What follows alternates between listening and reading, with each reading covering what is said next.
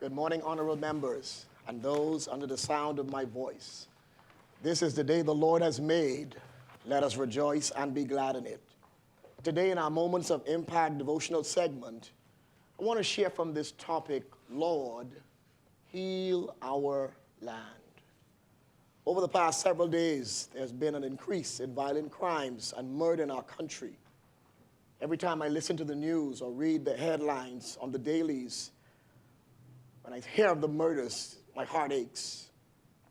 My heart aches because some family is shedding tears and experiencing loss. Just recently, last week, Thursday, one of the members of our church called my phone in tears. Her son was gunned down the night before. While in many quarters of our nation we are flourishing and prospering economically, daily it appears as though the moral and social fabric of our nation is disintegrating. With that being said, I believe every right-thinking Bahamian or citizen of this great country would agree that our land needs healing. We need healing from hatred, cold-heartedness, anger, bigotry, bitterness, jealousy, greed, pride, impatience, and the black crab syndrome. Before our nation spirals any further, we need the Lord to heal our land. 2 Chronicles chapter 7, verse 14 outlines one of the requirements for the Lord to heal our land. And it reads, "If my people, which are called by my name, shall humble themselves and pray and seek my face and turn from their wicked ways, then I will hear from heaven, and I will forgive their sins, and I will heal the land." If the Lord is going to heal our land, his people, the children of God, the church, must humble themselves and pray and seek his face and turn from their wicked ways. In conclusion, I want to send a clarion call to everyone who profess Jesus as Lord and Savior to let your walk match your talk. It's time out for playing church and having God on your lips, but far from your hearts. It's time to seek God for real, not for his hand, but for his heart, so that we can think like him, talk like him, and act like him. Our land is in need of healing. It's time for the real sons and daughters of God to stand up and take their rightful place. Selah. Think and act on these things. Let us bow our hearts in prayer. Dear Heavenly Father, we thank you for your faithfulness and your loving kindness extended toward us daily. Lord, we come to you today as a nation with a simple prayer request, and that is to heal our land. Heal our land from this surge of crime and violence. We ask today, Almighty God, that your peace will prevail in our nation. May it prevail in our schools, our communities, our workplaces, our churches, and yes, Lord, even in this honorable house. We ask, Lord, that you would bring comfort to those who are bereaved during this time. Lord, we humbly ask you today to take control of our land. May we proclaim you as Lord and Master and ruler of our lives. And those of us who claim you as Lord, may we humble ourselves. May we pray. May we seek your face. And, oh God, may we turn from our wicked ways. Lord, I repent on behalf of the church and this nation. And I ask you today to have mercy on us and forgive us from all unrighteousness. Now, Father, we ask that you would bless the proceedings of this house today. We pray for your wisdom, your knowledge, for these honorable members as they seek to chart the way forward for our nation.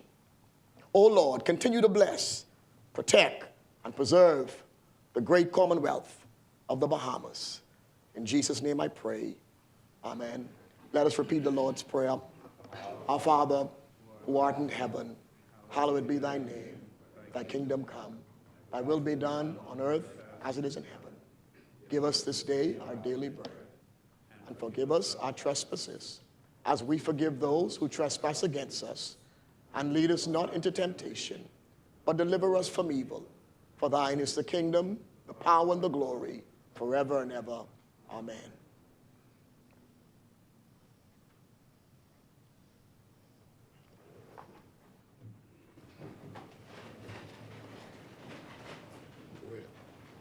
Philip Davis, Chester Cooper, Fred Mitchell, Glennis Hannah Martin, Obadiah Wilstrom, Alfred Sayers, Dr. Michael Darble, Clay Sweeting, Keith Bell, Wayne Monroe, Vaughn Miller, Jobeth Colby Davis, Ginger Moxie, Mario Boleg, Jomo Campbell, Basil McIntosh, Miles DeRoda, Tia Glover Rowe, Lisa Ramming, Zane Lightbourne, Dr. Hubert Minnis, Jamal Strawn, John Pinder, Marcus Roll, Leon Lundy, Kurt Cornish, Wade Watson, Leonardo Lightbourne, Leslie Miller Bryce, Leroy Major, Sylvanius Petty, Mikel Bonnaby, Michael Pintard, James Kwesi Thompson, Aram Lewis, Shannon Dawn Cartwright, Adrian Gibson, Adrian White.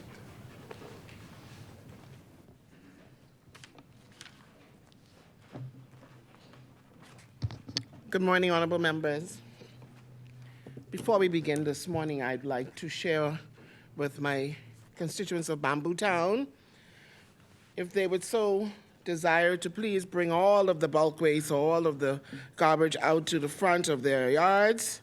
Bamboo Town is in full effect this morning as we have persons out collecting all of the debris and bulk waste, and I'd like to thank the Minister for Environment and the Honorable Member for Golden Isles for this esteemed opportunity for my constituency this morning. Also, I'd like to thank Engineer Beher. She's been working diligently fixing those potholes in Bamboo Town, and I'd like to send a complete thank you to her and to Engineer Francis Clark for making sure that Bamboo Town is on the schedule for much needed road works, and also to Engineer Henry Moxie for fixing that drain, in particular the one that is right there on the heel of Pinewood. The people of Bamboo Town say thank you, and to the ministers with responsibility, I say thank you in this honorable place from my chair. I'd also like to say special congratulations to the chaplain of this honorable assembly, who would have celebrated 20 years of his pastoral anniversary last Sunday, and I'd like to say congratulations to him and his wife. Now, today we are debating the central bank bill, so let's get on with the people's business. Introduction and swearing in of new members. Laying of documents by ministers. Statement and communication by ministers. Communications by the clerk.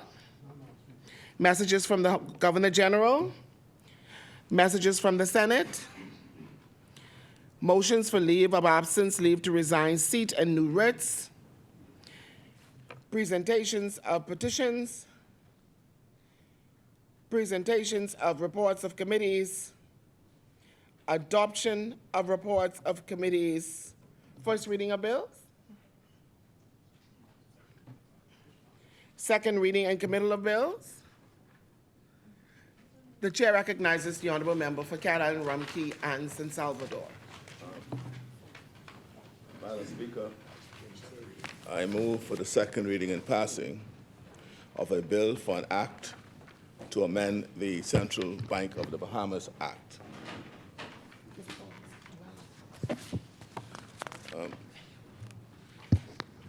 Madam Speaker, today this bill we debate, the Central Bank of the Bahamas Amendment Bill 2023. I would like to start to address head-on the concerns raised by the opposition leader, the member for Marco City, the Honorable Member Michael Pintard, regarding our government's access to the $232 million of the International Monetary Fund's special drawing rights allocation, and the subsequent amendment to the Central Bank Act. First and foremost, let me say that the SDR allocation is not a loan. And I'll be very kind by saying, as mistakenly assumed by the opposition. I'll come back to why I characterize it as mistakenly assumed by the opposition. The IMF has explicitly outlined that the SDRs are an interest-bearing reserve asset allocated to participants to provide unconditional liquidity during challenging times. This allocation was given to countries, including ours. We're not the only country to which this allocation was made, to alleviate funding concerns caused by the devastating COVID-19 pandemic. As responsible leaders, we are committed to utilizing these funds for their legitimate and intended purpose, as prescribed by the IMF in its guidance notes. To remove any doubt, we have taken a proactive measure to amend the Act addressing any ungrounded concerns as to the use of these funds. I must emphasize that our government has been transparent and accountable throughout this process. The governor of the central bank, Mr. John Rule, has confirmed our government's commitment to amending the Central Bank Act so as to remove any doubt as to the utilization of the IMF SDRs held as part of the external reserves. Furthermore, the central bank has worked closely with our government in concluding arrangements to access these much-needed funds, ensuring that we continue to serve our people and address the challenges presented by the ongoing pandemic. We understand the importance of fiscal responsibility, and we understand the need to adhere to the law. However, we must not lose sight of our primary goal, and that is to support and uplift our nation during unprecedented times. 2 weeks ago, we tabled the amendments to the Central Bank Act by withdrawing the initial bill that we had proposed, which dealt only with the SDRs, and we thought it fitting at the same time to do a further amendment to the Central Bank Act. And that further amendment was to limit the amount government can borrow from the central bank by approximately 50%. Government could have borrowed up to 30% of the available assets of the central bank as presently exists. We are now reducing that to 15.5% of the asset available. And again, all of this, when we are thinking about the relationship between the fiscal authority and the monetary authority, we thought that this would be a wise intervention to statutorily reduce the amount of monies that the fiscal authorities can borrow from the monetary authority. And so we are also, and in this regard, we are also prohibiting central bank purchases of government debt securities related to what I call the initial public offerings for public corporations. With these measures, we are creating more transparent processes, and we are ensuring that the central bank continues to be in line with the highest international standards. And I applaud the central bank leadership, including Governor Roll, for working with us to ensure that these steps are rolled out efficiently. There are very few institutions as important to our our continued national success than the Central Bank of the Bahamas. So, Madam Speaker, The International Monetary Fund is an international organization that has 190 member nations, and the Bahamas is one of those nations.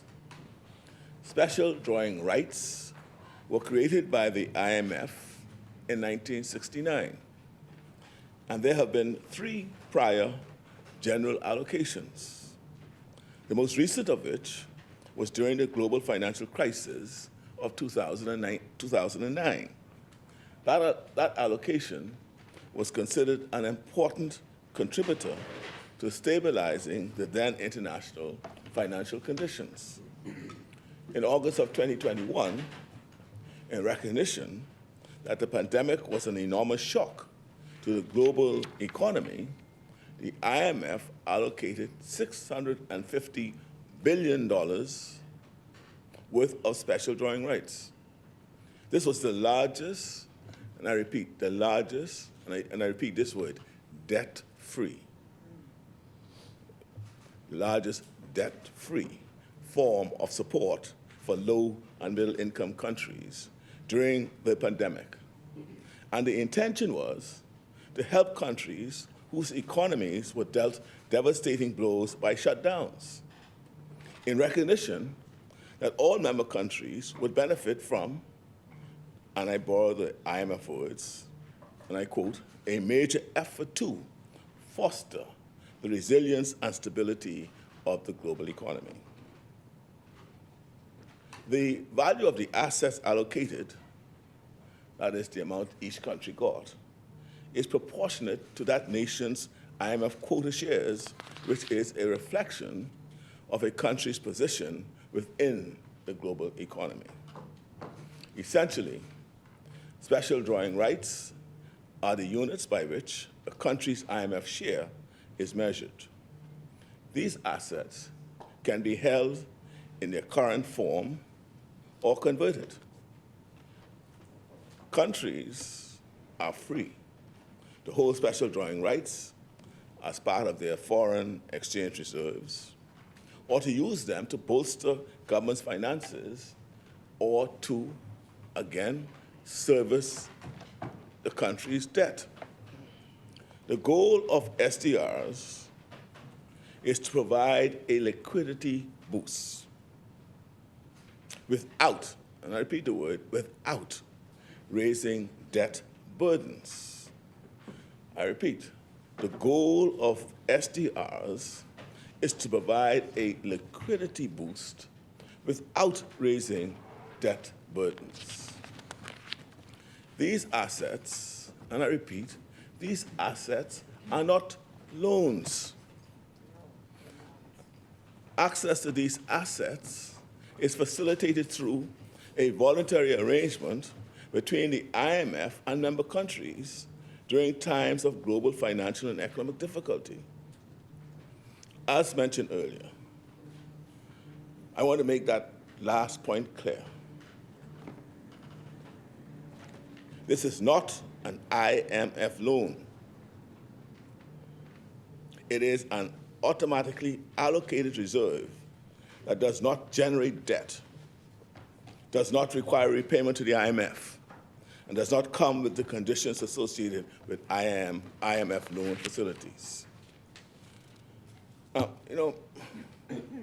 Madam Speaker, I just hope that the opposition will be, honorable enough to accept. And I use the word mistakenly, I said, your mistaken assumption. Well, I use that word mistaken assumption because, the world is becoming a world of what I call lame brains with the advent of technology. If you have a question, you could just press a button and get the answer, If you have a question, you could press a button and get the answer. You don't have to think critically anymore. You don't have to do no research, and go through books. Just put the question in this device you call computer now, And the answer comes out. So when they were saying we break the law, we borrow money from the central bank, right? They could have gotten out of that shell of the lame brain. Just press a button. Press the button, and the answer was right there. Right there. They could have gone on the IMF, on the website, and guess what? Because press the button. Yeah. See, it's all right there. And guess what? The IMF understood that there might be, and they were prophetic. They probably knew how the opposition operated in the Bahamas. And so they decided, let us publish what this SDR is all about. And all they need to do, instead of coming in here, but that's what a responsible opposition will do. Yes. You know, my colleagues told me down in the other day, they said, don't worry about the opposition, you know. You were there, right? I was there. What they say? All they got to do, they only got 3 jobs. Oppose, expose, and depose. That's their job. And so, Madam Speaker, so this is something, what they were doing, they thought they were exposing. They're exposing that, well, the government, led by me, was breaking the law. The government, led by me, was borrowing more money, and we didn't do this, and we didn't do that, we didn't follow it. But all you had to do, as a responsible opposition, and see, you get caught, instead of me being exposed, you're exposed. Because you're misleading the public. See, all you have to do to avoid now what's happening to you, and I hope you be honorable enough to say, well, it was not a loan. It ain't no more loan. And look, and they were so detailed. Questions and answers on special drawing rights. The first question, what is an SDR? What is a general SDR allocation? Right? What are the purpose and benefits of the 2021 general SDR allocation? How many SDRs have been allocated so far? How did the 4th Amendment special allocation of SDRs come about? How much of a general allocation is distributed to each member? What happens to SDRs once they are allocated? What they can be used for?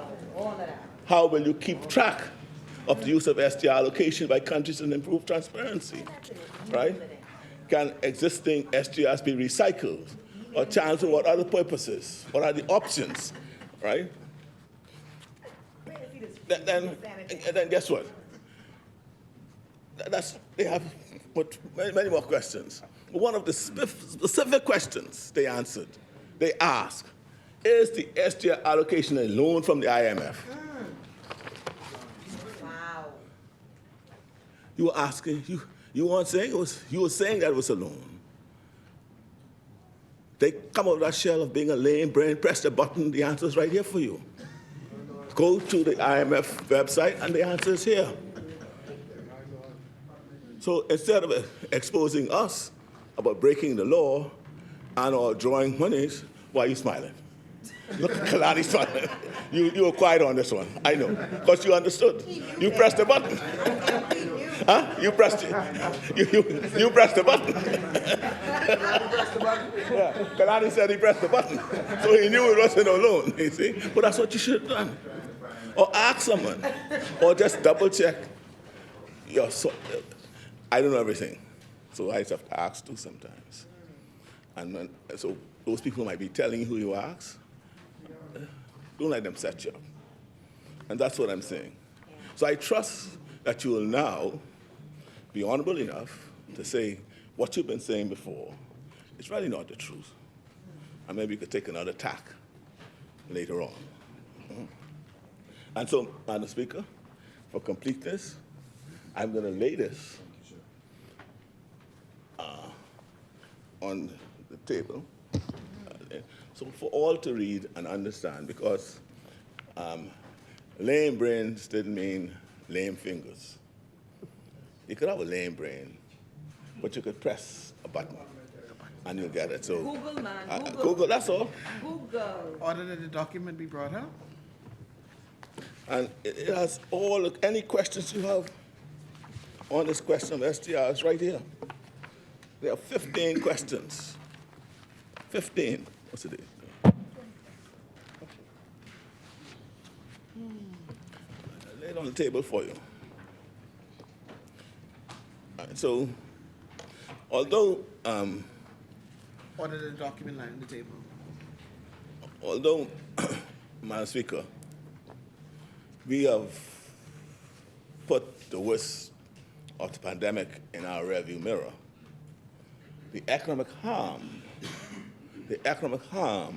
caused by the shutdowns and the curfews and the loss of tourism revenue continue to resonate.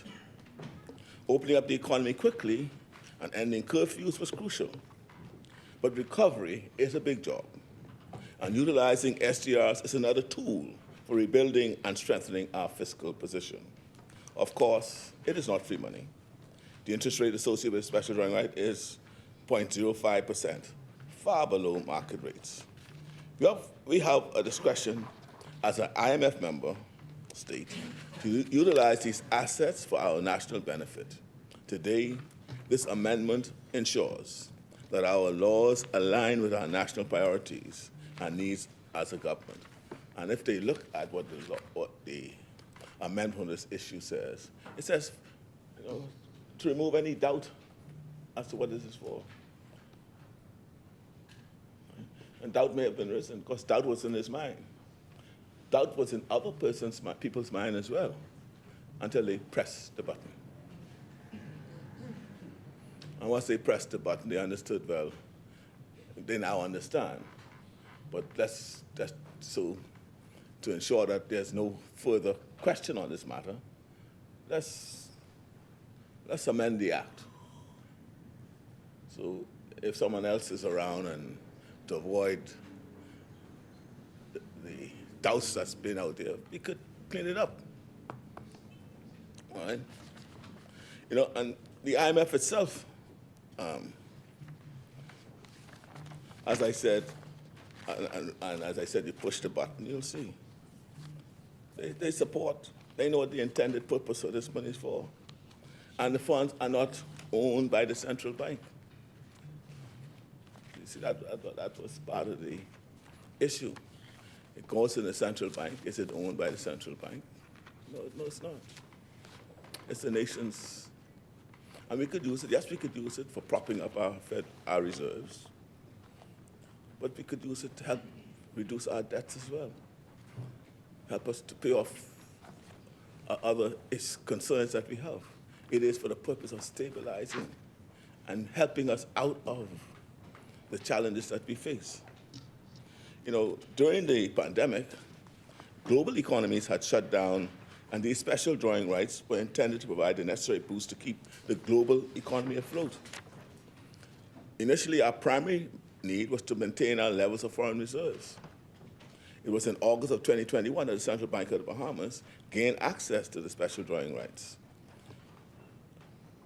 valued at $247.5 million, and was held as international reserves. The funds served the immediate purpose, but over time, as this administration oversaw the nation's economic recovery, our needs as a government changed. You see, Madam Speaker, when tourism is at an all-time high and the economy is recovering at a record pace, money is coming into the country and foreign reserves can be maintained in a way that was not possible during the pandemic. This is why the role of the special drawing rights in boosting our foreign reserves was so critical when the economy was locked down and you had these curfews. Now that the economic situation has changed, our needs have changed. The bill before us today allows us to adapt the use of these resources to reflect our evolving national priorities and to align with the IMF mandate as to SDRs. In this instance, we are specifically addressing the foreign currency debts. In amending the central bank to allow a government to access it, we are preserving the intended function of these resources, as I said, designated by the IMF, with full anticipation that governments would have access to these funds and able to use them based on the country's specific needs. I know that there are members opposite who have been exhibiting their usual confusion. I'm optimistic, so I'm very hopeful, Madam Speaker, that the member from Marco City and his colleagues will one day choose to access research and expertise and facts before mischaracterizing important matters such as these. Just because it hasn't happened yet doesn't mean it can never happen. That's why I'm repeating the explanation for their benefit, that these resources were always intended to be used by governments to cushion the shocks and aftershocks from the pandemic. Surely he recalls the extensive lockdowns and curfews his country subjected our country to. I remember well that despite all that pain, the country's COVID cases during the reign were no better than regional countries who had less draconian shutdowns. I want to caution the honourable member, too, from this terrible instinct he has to run our country down, to reflexively oppose without thinking. It's irresponsible and it's unnecessary. This should be uncontroversial. One tool among many to fuel our recovery. It's tiresome to see every amendment dragged down by ignorance and the desperation to score political points. I know, they're having their internal strife. And this may cause, I know it causes tremendous stress. But that should be no excuse for choosing to aggressively misinform the Bahamian people. There are much healthier and more productive ways to address stress, I just exercise. I suggest that too. And I have my own quiet reflection. I do that too, I suggest that too. And perhaps these would, those, well, time will tell, eh? Those would be beneficial. Sadly, the rhetoric and tactics coming from the current leader feels strangely familiar. He seems to have taken a page from the playbook of his leader next to him, Kalani. Boy, you smiling, boy, isn't it? You're smiling this morning, but you had a good weekend. I want to see the gorilla, man. When I can see the gorilla. When you go bring the gorilla out, man. When you put this gorilla on me, man. I want to see this gorilla.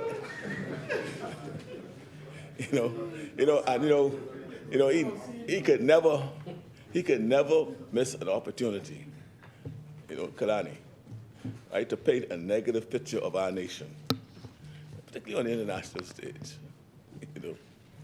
When it comes to the IMF special drawing rights, what is so nonsensical about the oppositions is that the IMF, and I can repeat this, clearly supports the use of funds for debt purposes, and so does the central bank. The Central Bank of the Bahamas has gone on record to state that they are cooperating with the government on this amendment, and we gave it to you. I urge the member from Marco City to refrain from questioning a policy in any way that calls into question the objectivity and expertise of this crucial institution. Some things should just never be politicized.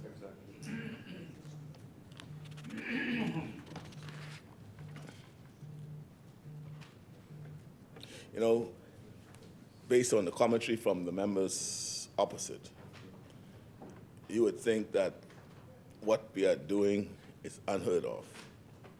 The previous comments make it out to be some unprecedented exercise of government authority, when in fact, what we are doing is quite common. Within the past 2 years, Madam Speaker, I give this background. Within the past 2 years, 98 countries have used special drawing rights in response to the economic downturn associated with the pandemic. Of these 98 countries, 55 have used special drawing rights for IMF debt relief, and 69 have used these resources for fiscal purposes. 69 countries have done this, Madam Speaker. There's no controversy here. Just a government doing what governments are supposed to do, taking advantage of an important resource. I'm confident that we have acted in the best interest of the Bahamian people and the fiscal health of this nation. I fully support the central bank amendment as an important step toward the strategic use of IMF drawing rights to improve the fiscal health of our nation. And as pointed out, Madam Speaker, the additional amendment that we're doing, we are ensuring that the monetary authority to which we can borrow funds, right, but we want to make it statutory clear that there's only so much we should be able to borrow from the authority. And we're reducing that to 15.5% of the available assets that to which we could borrow up to that from the central bank. And we thought that since this issue of borrowing from the central bank was raised by the side offices, we would show them how we'll do it one time. We thought we'd just add this amendment in. We reviewed it, and in collaboration with the governor of the central bank, we deemed that 15.5% is a workable and livable solution, and it keeps any government responsible in respect to ensuring that we maintain our debt sustainability going forward. And so, Madam Speaker, I so move that for the second reading and passing of the Central Bank of the Bahamas Amendment Bill that deals with the SDRs, and just to point out again, it starts up for the avoidance of doubt. And that is why this bill is being passed, just to ensure that no doubt could arise as to what the SDRs could be used for, and to align it with what the mandate of the IMF sets out. And as I said, let's move from if we become lame brain, don't let our fingers become lame just as well. Because just pushing a button could give the answers to some of your questions. What is it? Google it? Google it. Google it. Thank you, Madam Speaker.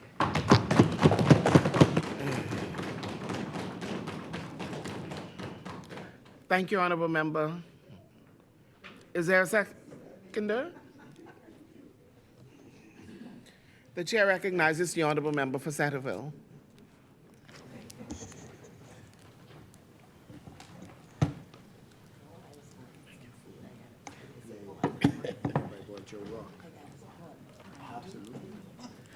Good morning, Madam Speaker. Good morning, Honorable Member. Madam Speaker, I rise again in this honorable place on behalf of the beautiful people of the great constituency of Centerville. And I do this, Madam Speaker, on the strength of the Almighty God, who has saw it fit to allow us all to see this new day. Madam Speaker, life is a very precious thing. And sometimes we can take it for granted, as it seems so automatic that we just go to sleep and wake up and go to sleep and wake up. But I'd like to take this opportunity to extend condolences to all of the persons in my community and across the nation, Madam Speaker, whose relatives have not been so fortunate and who have not made it to today's state.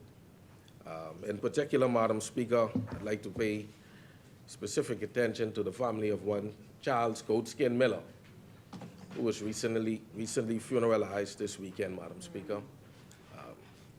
He was an integral part of the Jonquil community and a strong pillar of strength in the Fowler Street community, Madam Speaker. And as always, may their souls rest in peace and rise again in glory. Madam Speaker, with that being said, on a much lighter note, I missed out on the festivities in the Exoma Isles this weekend, Madam Speaker. I saw some of my colleagues practicing their sculling skills and sailing skills, Madam Speaker, but the honorable member for West End told me not to fare, and that my decision to stay here to celebrate the 102nd birthday of my grandmother, Sybil Archer, was a much wiser choice.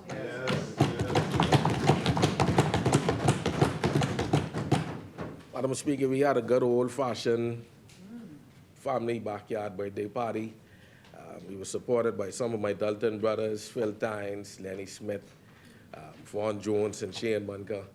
And we just celebrated time with family and friends. He missed it. Sanders miss it? He missed it. And so, Madam Speaker, I'd just like to take this opportunity again to wish her a happy belated birthday. Madam Speaker, I also rise to lend my support to the bill before us today for debate, the Central Bank of the Bahamas Amendment Bill 2023. Now, the Prime Minister and Minister of Finance, the member for Cat Island, Rumkey, and San Salvador, has ably made the case for the passage of this bill. I honestly can't say that there's much left for me to do, and my contribution will simply bolster what the honorable member has already outlined in his presentation. Madam Speaker, I believe that one of the indicators of good governance is the results gained from the efforts of any administration to handle the fiscal affairs of the country. This task is of such great consequence to the people of the Bahamas, their lives, and their livelihoods. The government must be able to set an atmosphere of prosperity and growth at any given time, and must also be able to competently contend with any economic headwinds and downturns in a manner that will not adversely affect future turnaround. This indeed is a great responsibility among the many other responsibilities that the government has to handle.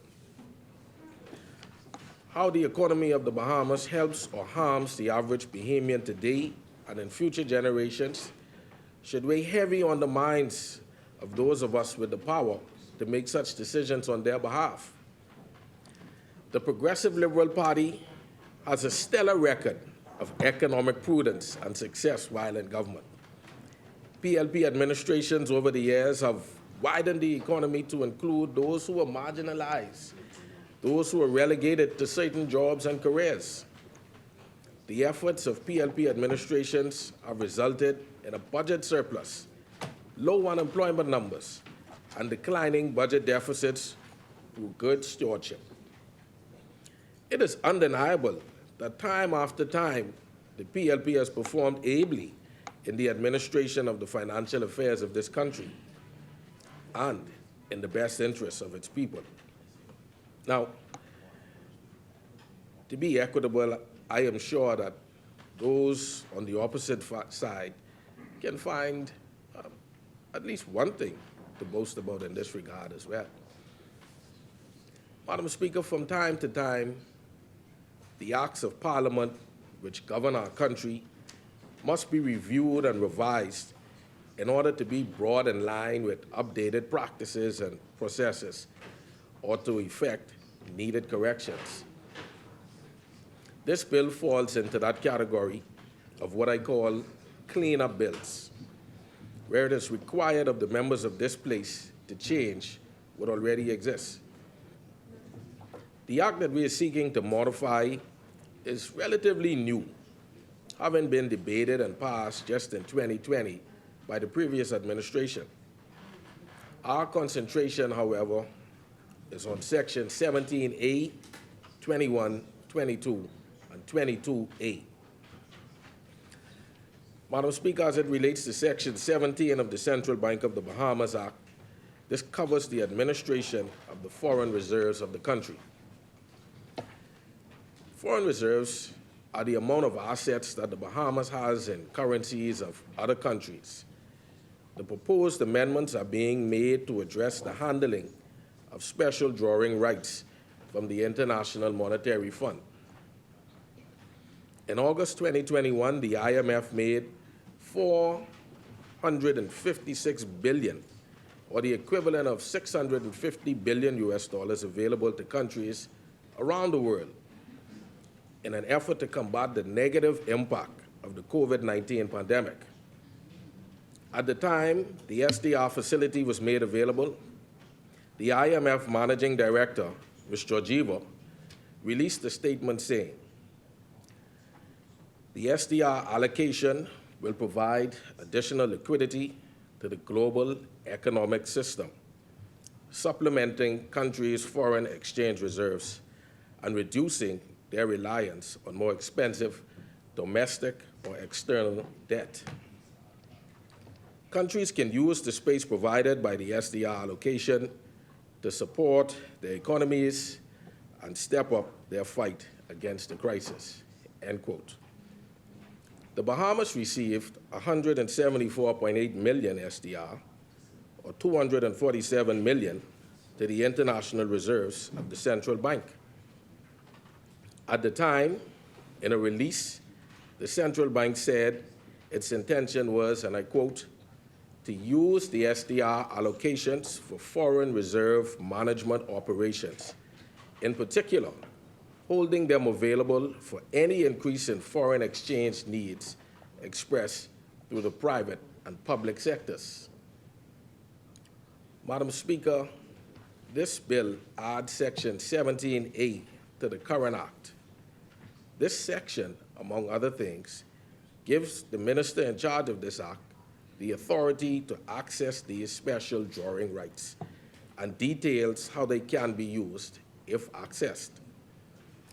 Section 17A1 says, for the avoidance of doubt, notwithstanding any other provision of this act or any other written law, and subject to subsection 2, the minister shall be entitled to access, utilize, or convert special drawing rights allocated by the IMF and apply the proceeds of such conversion, A, to reduce the government's foreign debt obligations, B, to manage the government's foreign currency debt operations. 2, the minister's access, use, or conversion of any special drawing rights shall be A, consistent with any permitted use of special drawing rights set out in guidance notes or policies published by the IMF, B, upon such terms and conditions as may be agreed between the minister and the bank, subject to the provisions of the Act. Section 3. Section 21 shall not apply to A, the use or conversion of special drawing rights, B, the proceeds from such conversion.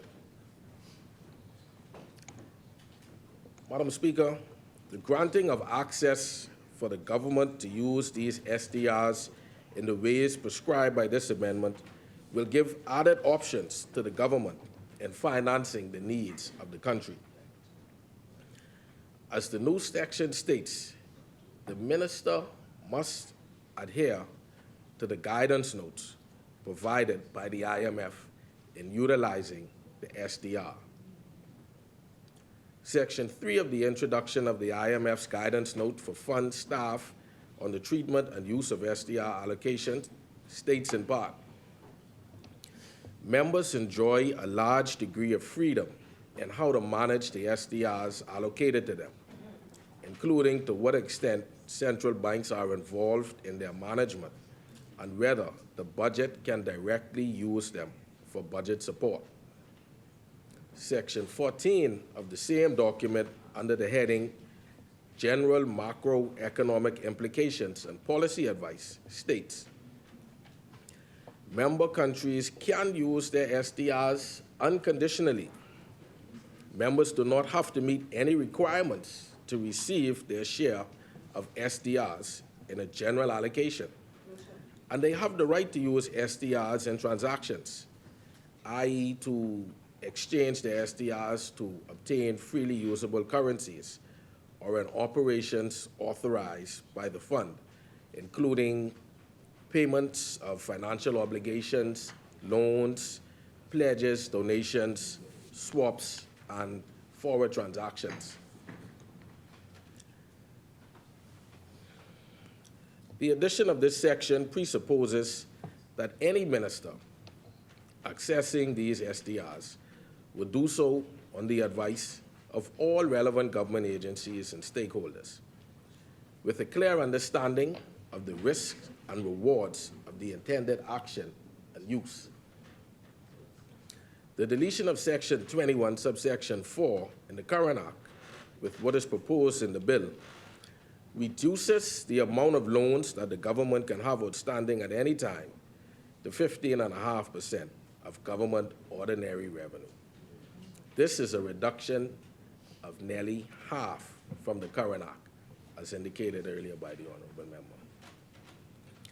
The current Act in Section 21.4 says the amount of the loans which may be outstanding at any one time, taken together with any treasury bill or securities issued or guaranteed by the government or public corporation, shall not exceed an aggregate 30% of the average ordinary revenue of the government, or 30% of the estimated ordinary revenue of the government, whichever is the lesser amount. Madam Speaker, the amendment bill before us in Section 21 of the Principal Act is amended in subsection 4 by the deletion of paragraph A and the substitution of the following. A, the amount of the loans which may be outstanding at any one time shall not exceed in the aggregate 15.5% of the average ordinary review of the government, or 15.5% of the estimated ordinary revenue of the government, whichever is the less.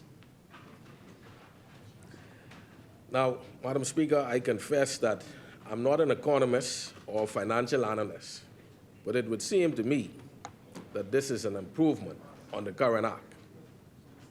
This calls for those in charge of the administration of the finances of our country to do so with the utmost forethought and prudence in order to remain within the parameters of this law, understanding the limit of borrowing available. That being the case, the move to amend this Act would be in the best interests of this country and in the best interests of the Bahamian people. Madam Speaker, the repeal of Section 22 of the current Act and the substitution of what is proposed in this bill will prohibit the central bank from the purchase or subscription from the primary markets, treasury bills, and securities issued or guaranteed by the government or any public corporation. Primary markets are basically where new securities are issued for trading. The insertion of the new Section 22A, subsection 1 and 2, outlines how and under what circumstances the central bank may, for the purpose of implementing monetary policy, maintaining financial system stability, or to support the working of the clearing and settlement systems, purchase from the secondary markets treasury bills and securities listed or guaranteed by the government or a public corporation if the treasury bills and securities are negotiable. The use of secondary markets instead of primary markets in this instance provides an added security and less risk to central bank procedure. And this, again, is in the best interests of the Bahamas and the Bahamian people. Madam Speaker, it is understood and accepted that successive administrations would have differences in opinion on how to handle business and how business should be conducted while in government. The amending of the current Central Bank of the Bahamas Act passed and enacted by the former administration demonstrates such differences in opinion. It is my view that these amendments strengthen the current act while providing the government with access to financial instruments meant to be used for the benefit of this country and its citizens as we recover from the prolonged pandemic and the accompanying economic downturn. Thankfully, Madam Speaker, we are now seeing the turnaround in numbers in our #1 industry, and other indicators of recovery continue to illuminate. This is a trend that I pray continues. Madam Speaker, with these words, I support this bill and ask colleagues to follow suit. Thank you, Madam Speaker.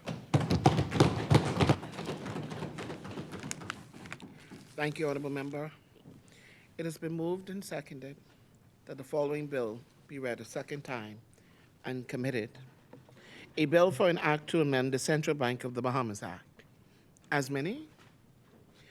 The chair recognizes the Honorable Member for Marco City. Thank you very much, Madam Speaker. Once again, I'd like to thank Almighty God and the people of Marco City for giving me an opportunity once again to make my voice available to stand in their defense and also to help them realize their dreams and aspirations, Madam Speaker. Today, we are looking, Madam Speaker, at the amendment to the Central Bank Act. Madam Speaker, we would not be here today debating this amendment had it not been for the fact that the Prime Minister and his colleagues made a decision to draw down on $232 million, to be a little bit more precise, $232.8 million of special drawing rights, even though they had no lawful authority, Madam Speaker, to do so. The Davis administration, Madam Speaker, is engaging in a pattern of behavior that is potentially detrimental to the long-term financial management of our national economy. This is evident, Madam Speaker, as I would come to in several respects. We are having this debate today because they have once again, Madam Speaker, broken the law. And once again, they are seeking to not only cover up their misappropriation of public funds, but they are trying to make their illegal acts legal today. They are, furthermore, trying to get the opposition to become complicit in their wrongdoing and subsequent attempt to exonerate themselves. Madam Speaker, there's a simple definition in Bahamian law as it relates to what is considered misappropriation of funds. Among the definition is the one that says committing government to a debt, to a liability that is not supported by the law. Madam Speaker, the very fact that we are here today is the government's own admission. In fact, the memorandum of understanding tabled by the Prime Minister himself is Exhibit A of his participation in his capacity as Minister of Finance in an illegal act. He is seeking to amend a law to allow him to do what the government has already done, drawn down on $232.8 million.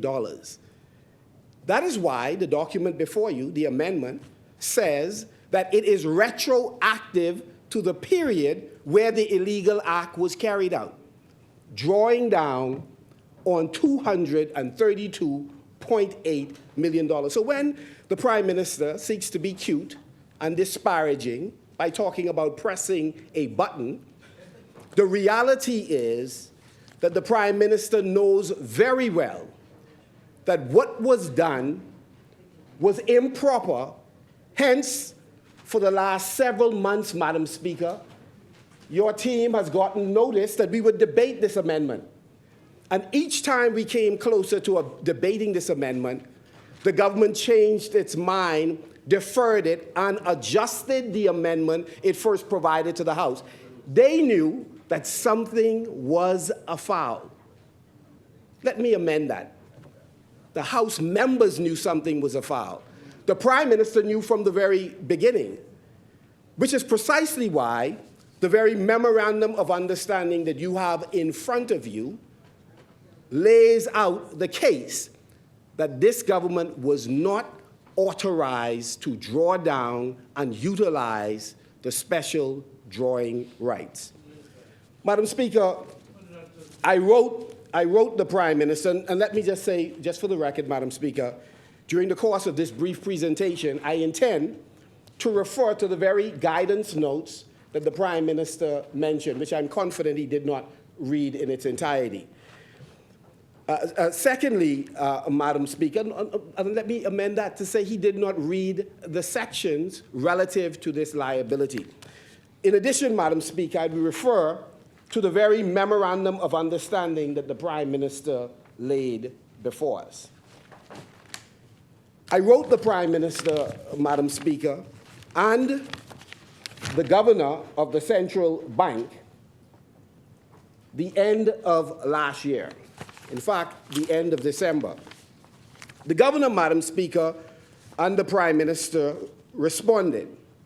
The Prime Minister said then some of what he is saying now, that this is not, I repeat, that this is not a loan. In other words, this is not a liability. Well, Madam Speaker, that is patently untrue, and the Prime Minister knows it. So I'd like to take you through, Madam Speaker, several pieces of legislation and documents made available to us. I want to use the Prime Minister's documents. Issued pursuant to the Central Bank of the Bahamas Act 2020. For value received, the government of the Commonwealth of the Bahamas hereby promises to pay to the Central Bank of the Bahamas special drawing rights, SDRs, $178.4 million by December 1st, 2023. Let me repeat. The government of the Commonwealth of the Bahamas hereby promises to pay to the Central Bank of the Bahamas special drawing rights, SDRs, $178.4 million by December 1st, 2023, together with interest at the SDR rates as determined by the IMF. As notified by the Central Bank, interest shall be payable at such frequency and on such dates as may be set by the IMF. This sounds eerily like a liability. No, I didn't say loan, but people would easily use the terms interchangeably. It's a liability. Let me continue. All or any part of the sum of STR 178.4 million shall be paid by credit of the amount to either BSD, Bahamian dollar, or BSD account, and long number, on the account, long number, of the Central Bank of the Bahamas. If payment of part of the said sum shall be made, a new note is substantially the same form of this note for the sum remaining unpaid hereon. Let me just simplify it. The bottom line is the government of the Commonwealth of the Bahamas, through the Central Bank, Madam Speaker, sought to take possession of funds it needed for whatever purposes. The funds, Madam Speaker, were a part of the assets of the central bank, contrary to what the Prime Minister says. What he says doesn't matter. It's what the document said. Therefore, the Prime Minister and his colleagues through the Ministry of Finance had to enter into a formal arrangement with the central bank to take possession of funds that were a part of the central bank's asset. Madam Speaker, that is precisely why, when the central bank released its report, that we discovered, Madam Speaker, that there was a liability that this government had incurred to the central bank for funds they had taken possession of. Now, here's what's interesting about that. One, the government in July released its debt management plan and strategy. It never indicated any intention to borrow or add a liability in terms of funds it would take from the central bank. So this was a complete surprise to the population. This is the government that talks about transparency.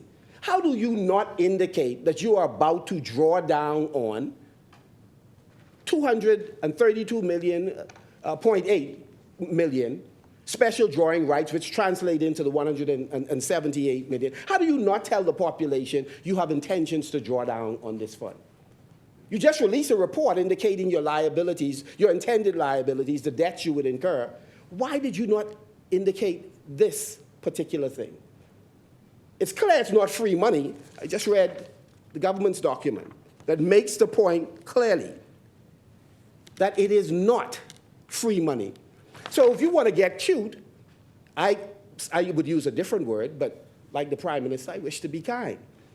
I would suggest that the Prime Minister knows full well that what has been done is that the Prime Minister has gotten a loan, but let's park that for a moment. He has incurred a liability with the central bank. The central bank, by going to the market and converting the SDRs into cash, has incurred a liability.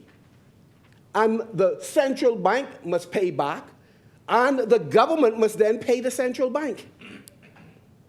So what the reality is, to make it simple and plain, is that the government of the Bahamas has incurred a debt from member countries of the IMF, a debt that must be repaid. So there's no free money here.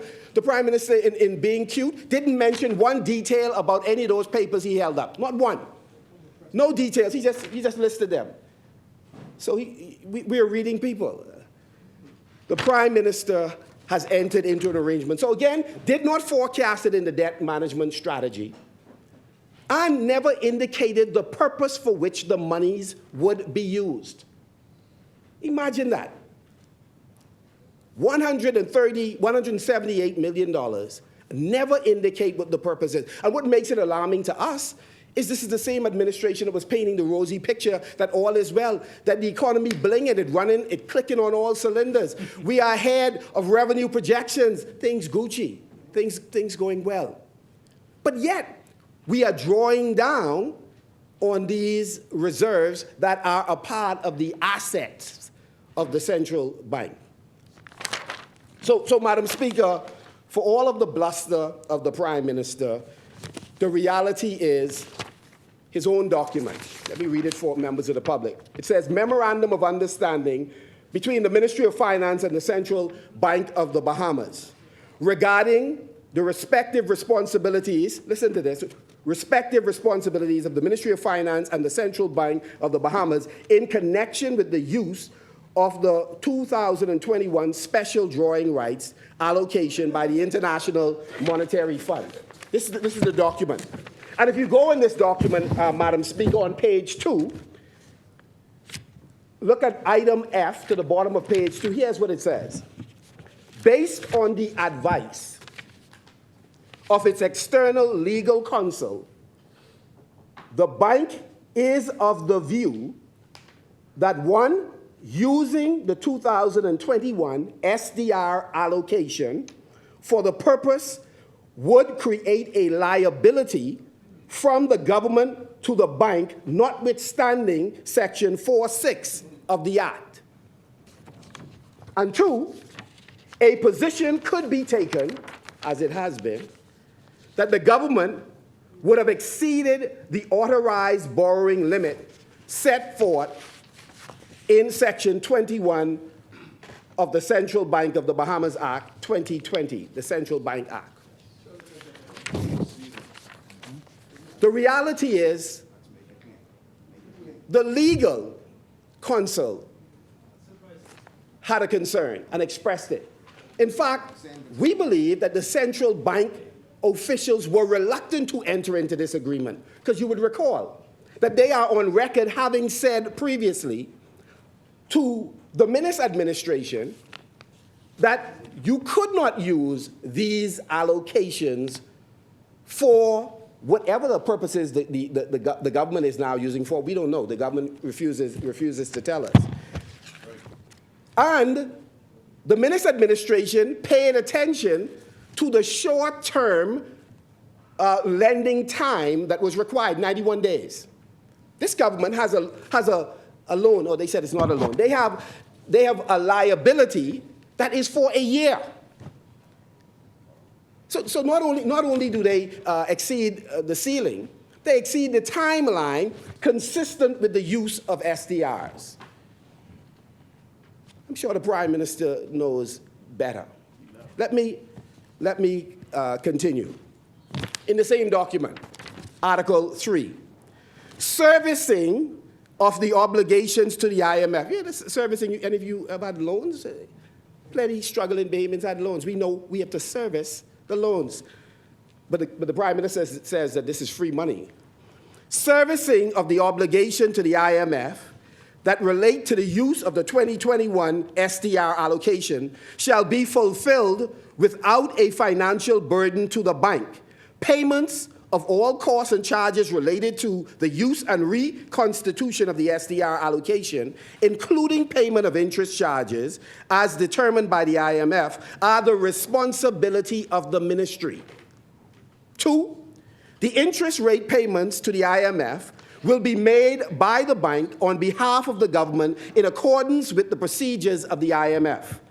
3, the bank and the ministry will agree the schedule for the government's 1, payment of the cost, charges, and interest rates for its use of the SDR allocation. That sounds like free money. Reconstitution of the SDR allocation. That sounds like free money. And B, the schedule for reconstitution shall be no later than the maturity schedule for the government's US dollar liabilities. If this was free money, they'd get a piece of paper and say that one over. Didn't happen. All the signatures on the back. Signatures include the Prime Minister and the Governor of the Central Bank. Madam Speaker, it gets worse. It gets worse. Madam Speaker, this government drew down on the money in 2 tranches and did so again before the law permitted them to do so. Imagine that. You know how many young Bahamians, middle-aged and older Bahamians are before the courts being accused of moving things that they had no lawful right for. You may have a need, but obviously this government even denied that it had a need. But people are before the courts. But this administration refused, Madam Speaker, to do what it could have. The government could have simply come here, amended the law, and then proceed with their folly, with what they intended to do.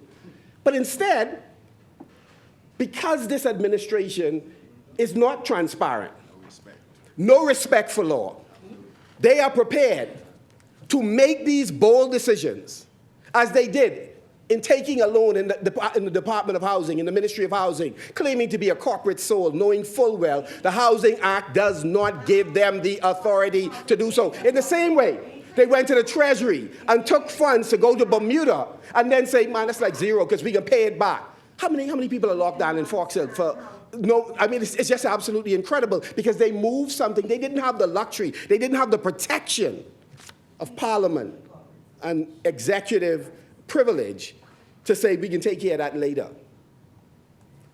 This government is prepared to break the law and then come here with bluster and insults because we simply raise a question which is our duty.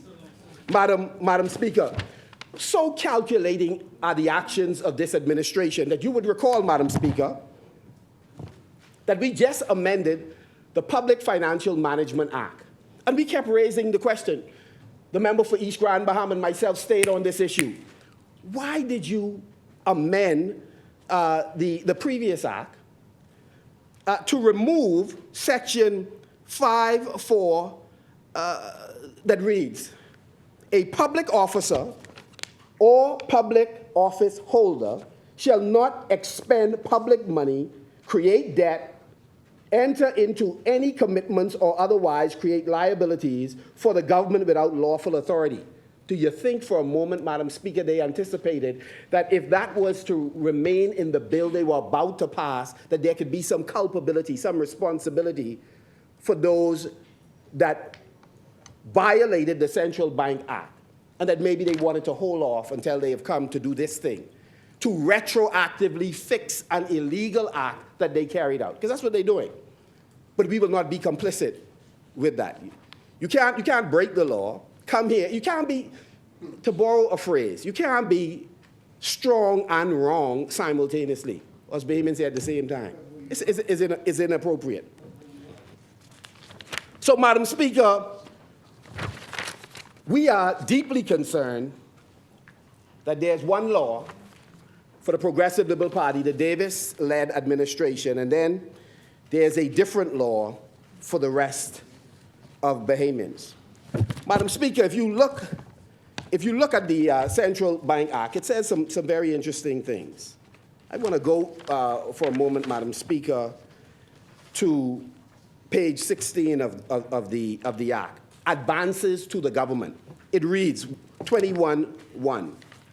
Subject to the provisions of this section, the bank shall not make any direct or indirect advances to the government or to any public corporation. Now, if you hold in some money for somebody, whenever you're ready to get your money, that's your things. You call them, and they free up.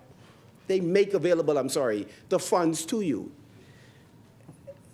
Contrary to the claims of the member for Cat Island, this was not free money just parked there that whenever he or his colleagues decide, they could go and get it. If that was the case, everything I just read would not have been necessary. And so, again, the Minister administration complied with that provision. This administration, not a day like it. They're above the law. Everybody else would be beaten over their head with the law, but not this administration. Madam Speaker, let me go back to the guidance notes just for a moment. Madam Speaker, guidance notes, the Prime Minister pulled frequently asked questions. So obviously when he pressed that button, he didn't have time to read all the other stuff. He just focused on the frequently asked questions. We do that from time to time. But there's a broader, thicker document that has more information. And point 5 in that document says the following. I'm just going to read 2 sentences into your hearing today, Pastor. 5 says, at the same time, the SDR allocation entails risk that need to be considered and managed. Recipient countries could delay needed macroeconomic adjustment and reforms or use SDRs without fully considering the potential costs and risk. Second sentence. These include, among others, the quarterly interest charges at variable interest rates associated with the use of SDRs and the need to monitor closely SDR holdings to ensure timely settlement of SDR-denominated obligations to the fund. Obligations. Free money. Well, in this case, this makes it very clear. The government has taken on a liability by taking possession of what was a part of the central bank's asset. And when the central bank, in agreement with the government, went to the international market to convert those SDRs to cash, they incurred a liability, which they must repay. But the cost ain't going to stay with them. It's going to go to the borrower. the government of the Commonwealth of the Bahamas. It is a liability. Take the word loan, throw it out of the window if you like. But it is a liability that this administration, and by extension us as a people, have to fulfill. And the question is, in having to pay this back in a year, if you couldn't pay, if you didn't have the money last year, what is occurring in the economy that's going to empower you within the 12-month period to pay now? We suspect that it's going to be rolled over as frequently as the Prime Minister is able to get assistance in executing that. And so, Madam Speaker, I wish to read another part of the guidance notes into your hearing. Number 27, a member's decision on the on-lending, that is, from you to another, arrangements should be informed by financial autonomy considerations for central bank. Again, there's a degree of independence that the central bank has, right?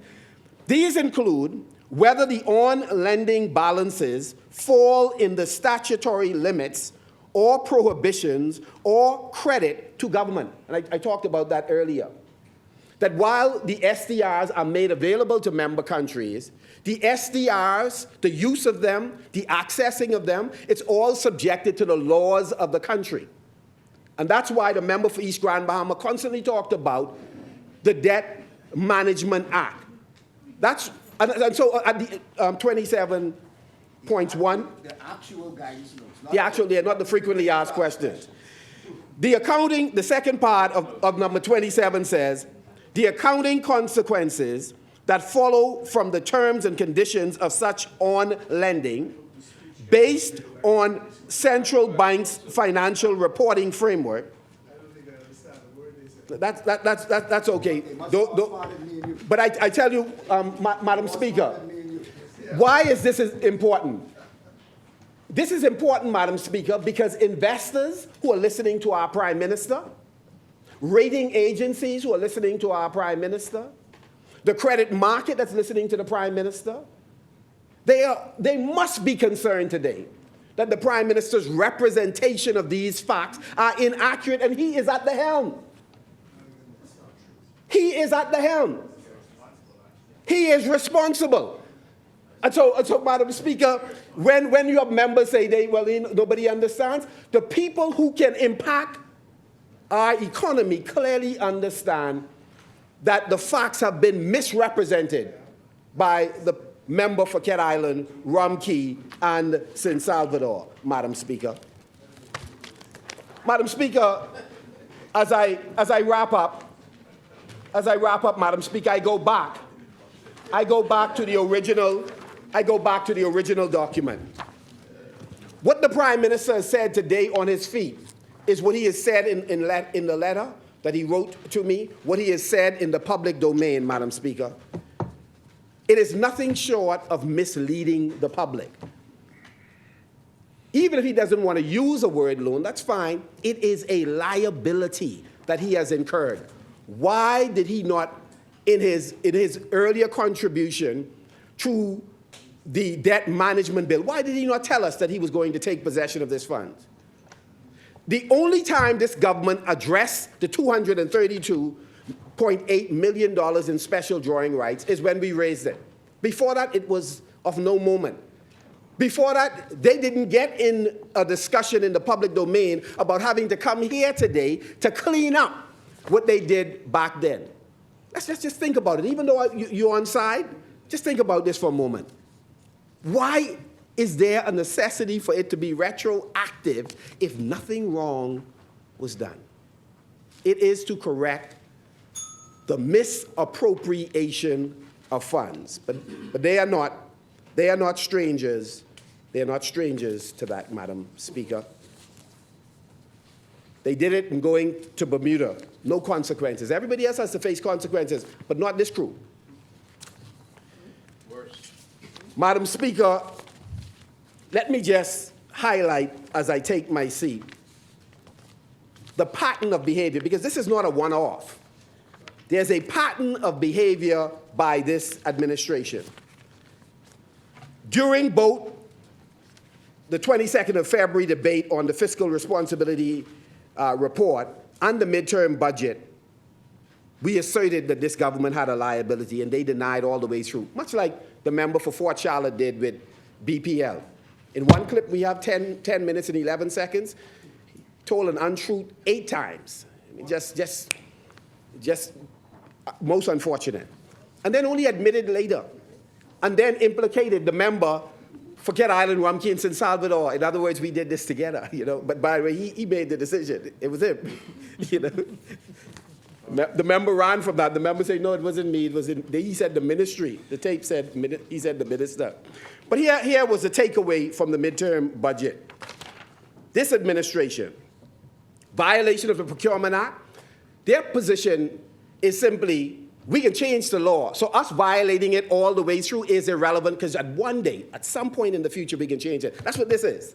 We will take the money, and later on, we can come back to make the legislation say that everything was fine in terms of what we did. That's what we're doing here. Read the amendment. They violated the procurement law, the Procurement Act. They violated the Central Bank Act. They violated the Debt Management Act, violated the Housing Act. That's why the member left. They violated Road Traffic Act, Madam Speaker, and they violated the Public Financial Management Act. So, Madam Speaker, as I take my seat, I just ask for just a minute or two, Madam Speaker, to just make the point that this is a country of laws. And this administration should behave in a consistent manner as opposed to projecting the image that they are the paragon of virtue.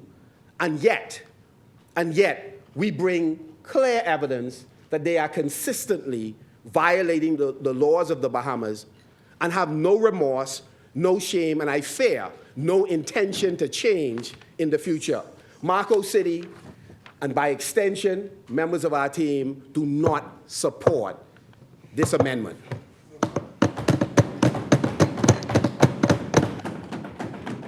Thank you, Honourable Member Asmini. The chair recognizes the Honourable Member for Fox Hill.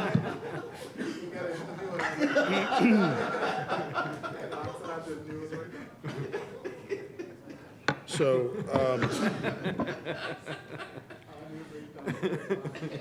Madam Speaker, not to put too fine a point on it then, when the monies which are the result of this amendment come to be spent, the people of Marco City are not to be the beneficiaries of these funds, I suggest, since the opposition doesn't support it.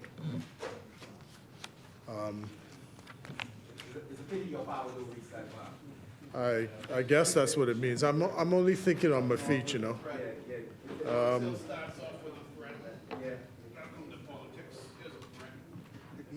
So there's that, and this is money to keep the country going and to make sure that the public servants get paid and to make sure that the Ministry of Education has the funds and to make sure those people in Inagua get the buildings they need and the roads to be fixed.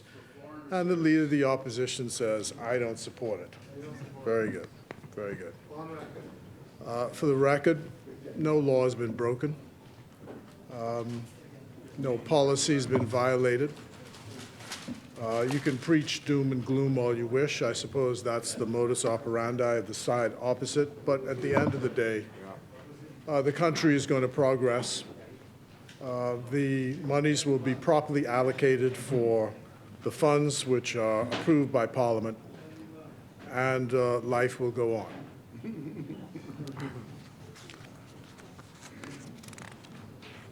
The central bank is put in this position, I think, because in the days of Hubert Ingram's administration, the Central Bank Act was changed to give it autonomy.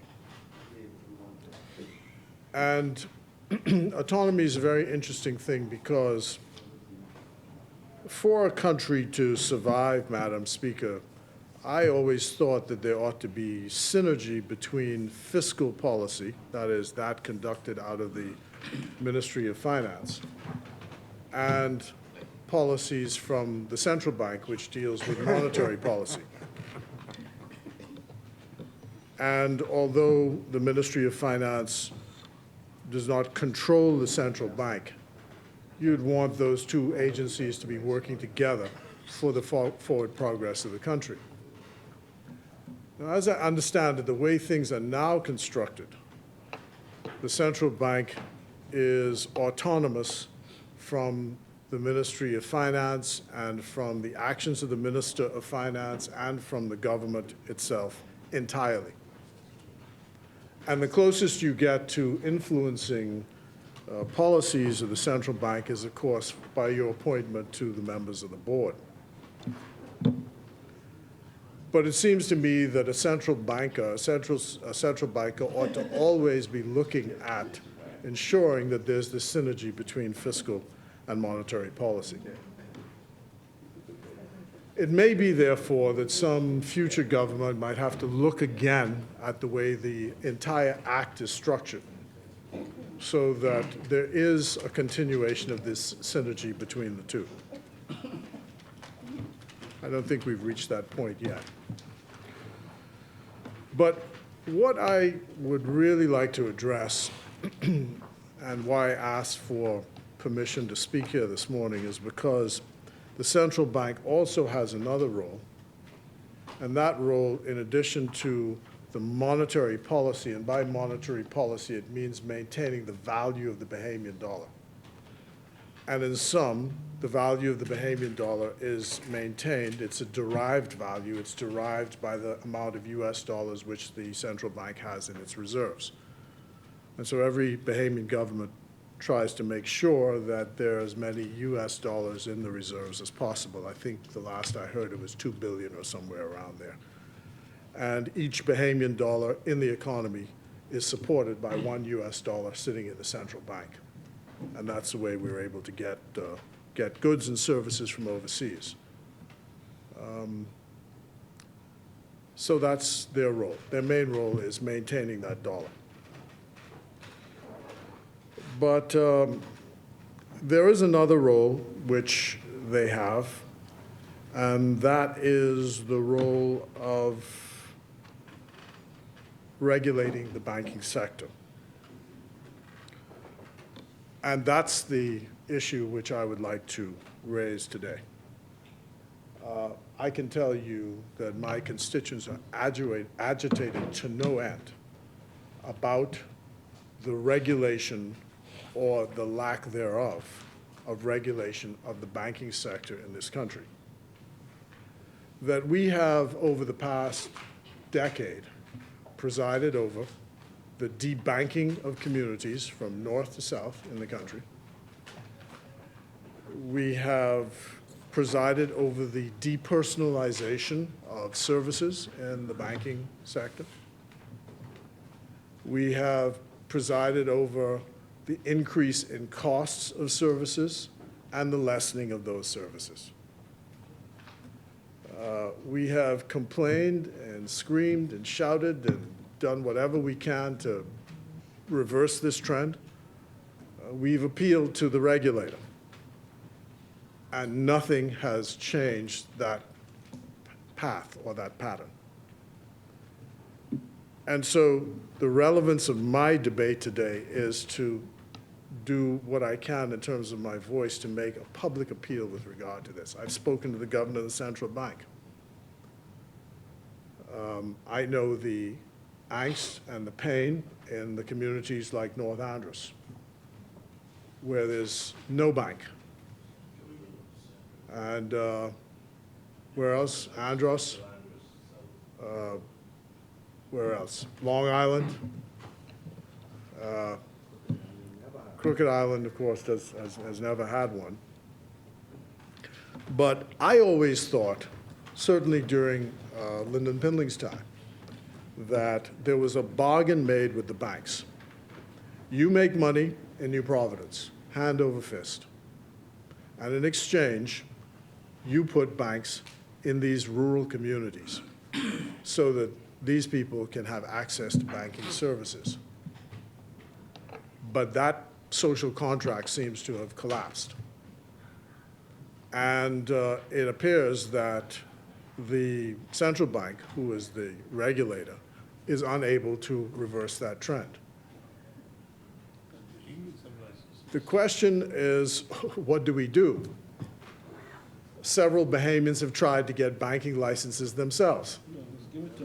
And they can't even get banking licenses from the central bank.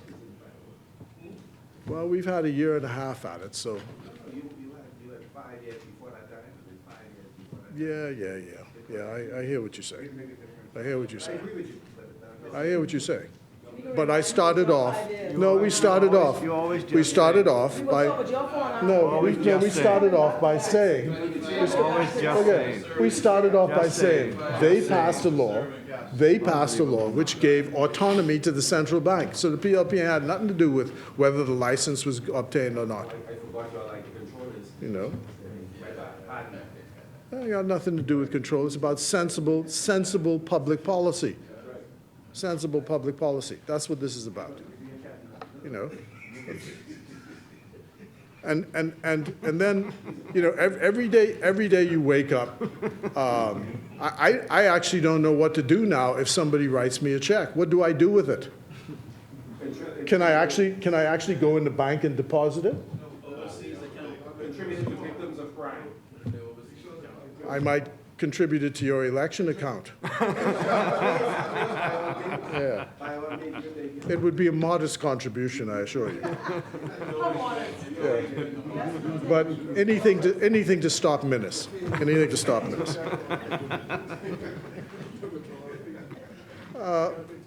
So the lady, because, and I start with checks because I'm sorry to use this expression, Madam Speaker, but I consider it really a fool's errand to be hiring a consultant for 2 years, as I understand it, to convince us why we shouldn't be writing checks. Because I gather the next thing on the chopping block is checks. We are supposed to stop writing checks. Now, the technology exists right now in the United States. My sister showed me how to do it, how she does it.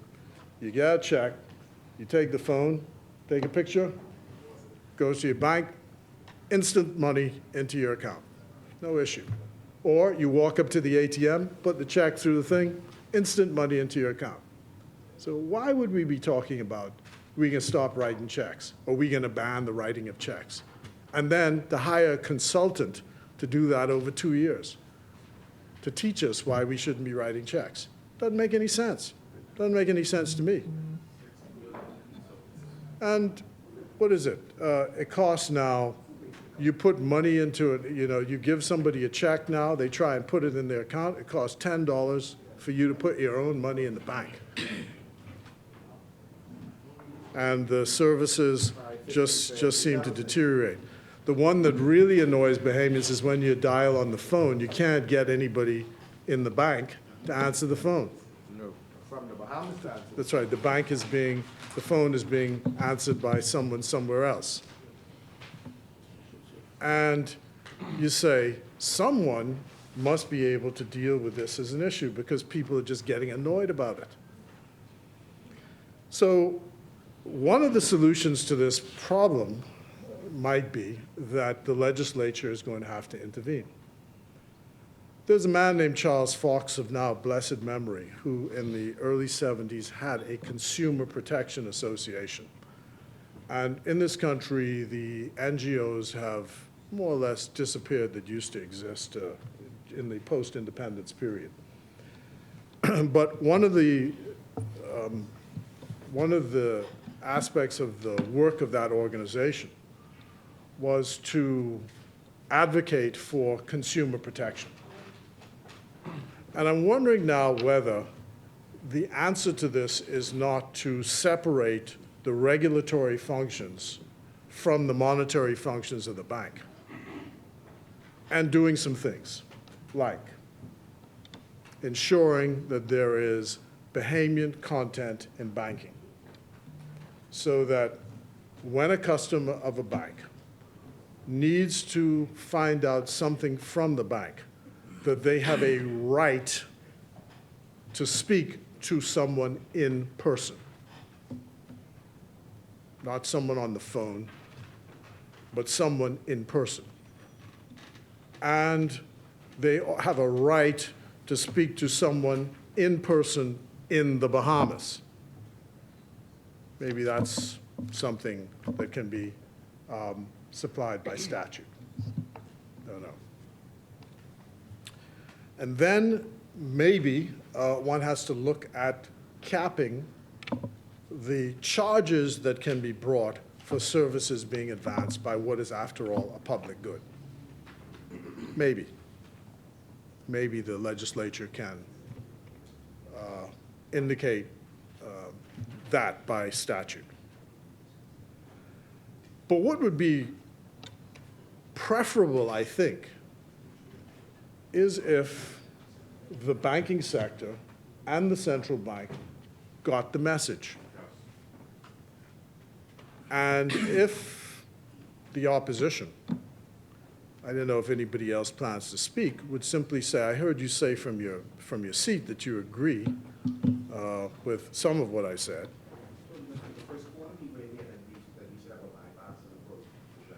Great, I love it. Yes. Let's hold hands and sing together Kumbaya on this. And I think maybe that would be a useful thing to do. But I just want to mark again, Madam Speaker, that this, as far as I'm concerned, is a really serious problem. And I would wish that some solutions are coming quickly. I know that some entrepreneurs are now working with certain of the banks and with the government with the idea of creating banking agencies, which is a new form of financial services where the banks themselves have representatives in various islands. But if we can move to that way, I think that's done in the Dominican Republic.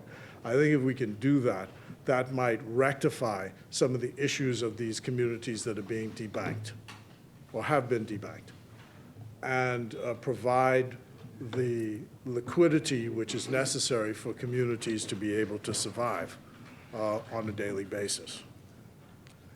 So that's the main thing I wanted to raise here today. I am a fierce consumer advocate in this matter, that these communities need these services, and that Bahamians ought to be respected in their own country by these institutions that have made a fortune in this country.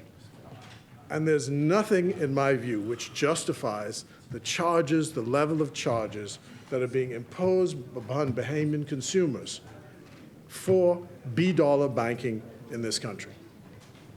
And I'm hoping that as time goes on, that there is someone who actually listens in the regulatory bodies to dealing with these matters.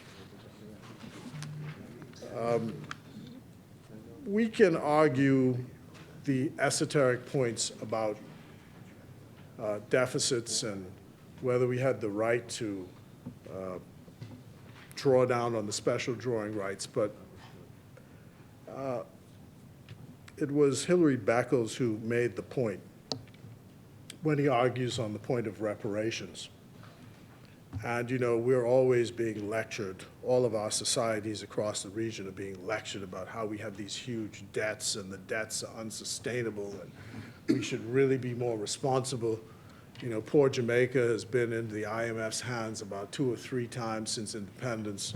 The last time was the housing bubble, which took place, I guess, that was around in and around 2008.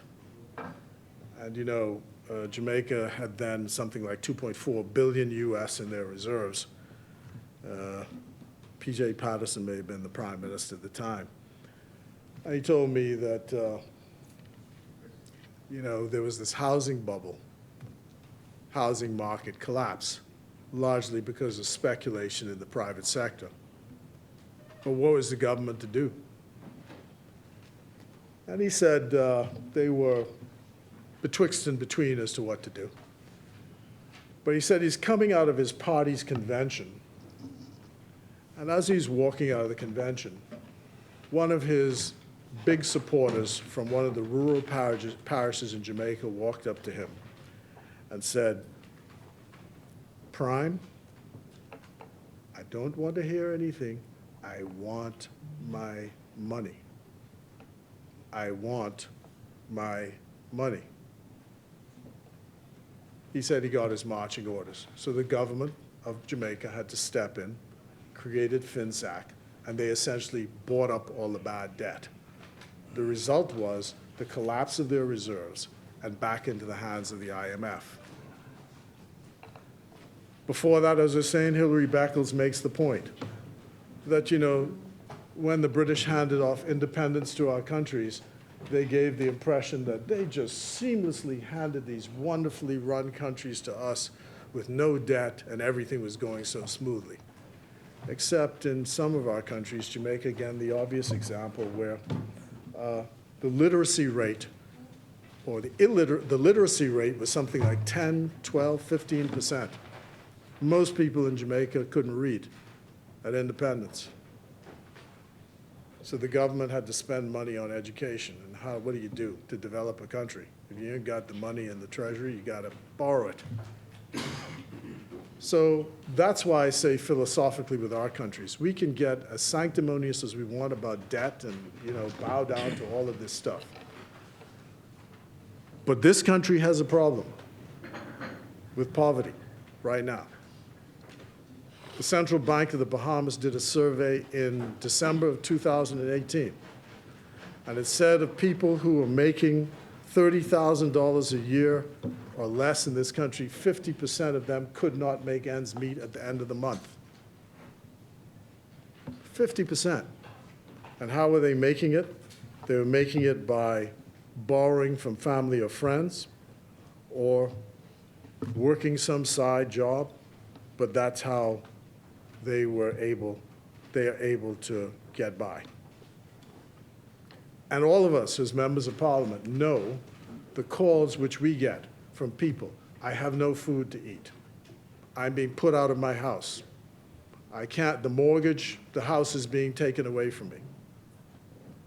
I had a relative who was telling me that her foreign employer in this country told her that they would not allow anybody in their employ in this country to be paid less than $500 a week because they didn't see how anyone making less than that could actually make it in this country on a weekly basis. And we see it in my constituency where people have to go to the market, not weekly, but you go daily and you buy $20 here, $10 there. That's how people are making it. And when the dead die, you can't bury the dead because you don't have the funds to do it. When you fall ill, God help you, because you don't have the funds to buy the medication. So there's poverty, extreme poverty, which we have to deal with.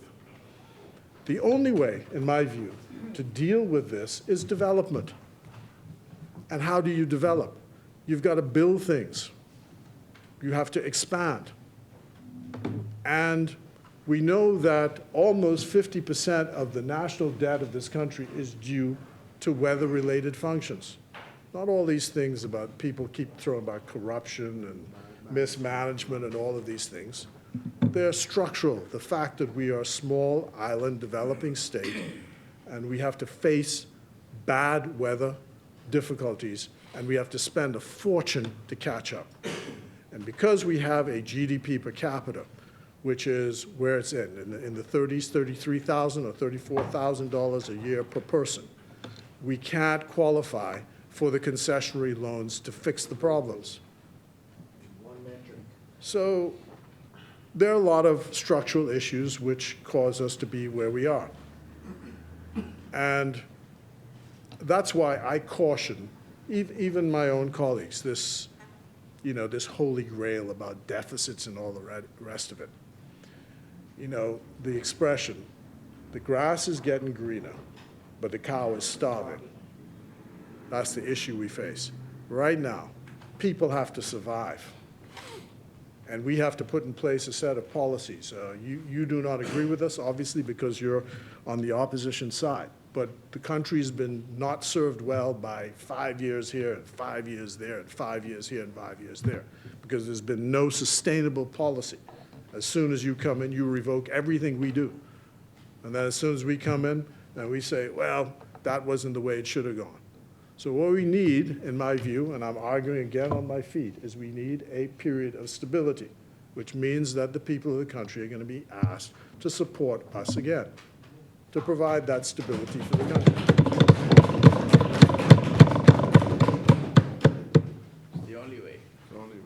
And there will be, Madam Speaker, there'll be hiccups, and there'll be unforced errors. Of course there will be. But what the people of the country will know is that we are dedicated to the national development. We're dedicated to consultation with those who are our opponents, because we believe that there ought to be, as far as possible, consensus building in the way the country develops and goes forward. So that's the way to properly operate this country. So I don't want people to get the impression, I mean, I was sitting here, and I always think doom and gloom, preaching doom and gloom. Let's not preach doom and gloom, because everything we know about the way the country has developed from the past is that whatever the news is, whether it's good or bad, the country has continued to progress. And one of the issues we're going to face now is this thorny problem of what to do about the young people and their development to stop the issues which arise out of conflict resolution and the lack thereof. How do we do that? Well, obviously, the Minister of Education's portion of the budget has got to have much, much more. As I've said, going around the country, there is nothing that I see that money can't resolve. And this is why this bill, this amendment is important, because it is a management tool to give us the resources which we need, the funds we need to run the country, and not frighten people about, oh, you know, the money's, you know, this is unlawful, this is illegal, you've broken the law. Nobody's broken the law. Nobody's broken any law. And if it is possible in law to fix something retrospectively, that too is lawful. That's the issue. The fact is, it is for the betterment of the Bahamian people. And so I hope that the whole House supports this amendment, and I hope that what we remember in all of this, Madam Speaker, is where I started. There's fiscal policy and there's monetary policy. To me, there ought to be a synergy between the two of them, so the Ministry of Finance and the central bank are on the same page. Secondly, to deal with the question of monetary policy, the main job of the central bank is just make sure that the Bahamian dollar maintains its value, and it's doing so far a good job with that. The regulatory part, though, is the issue which concerns us. The depersonalization which has happened in banking in this country, the fact that there seems to have been a de-Bahamianization of banking functions in this country, including the approval of credit, and to ensure that the level of services are at an appropriate price point so that people are not being gouged for what is, after all, a public good, and then to resolve the issue of the debanking of these rural communities where people are suffering because they can't keep cash in the economy because there are not banks in those areas. So those are issues on behalf of the constituents of Fox Hill I raised today. I hope that those who have ears to hear will hear, and I hope that it does not become necessary for us to have a formal approach by petition of my constituents to change the public policy with regard to the legislative regime on regulation, that the preferred way to do this is for us to sit around on a bipartisan basis and map some way forward in these matters. With those few words, Madam Speaker, I rest.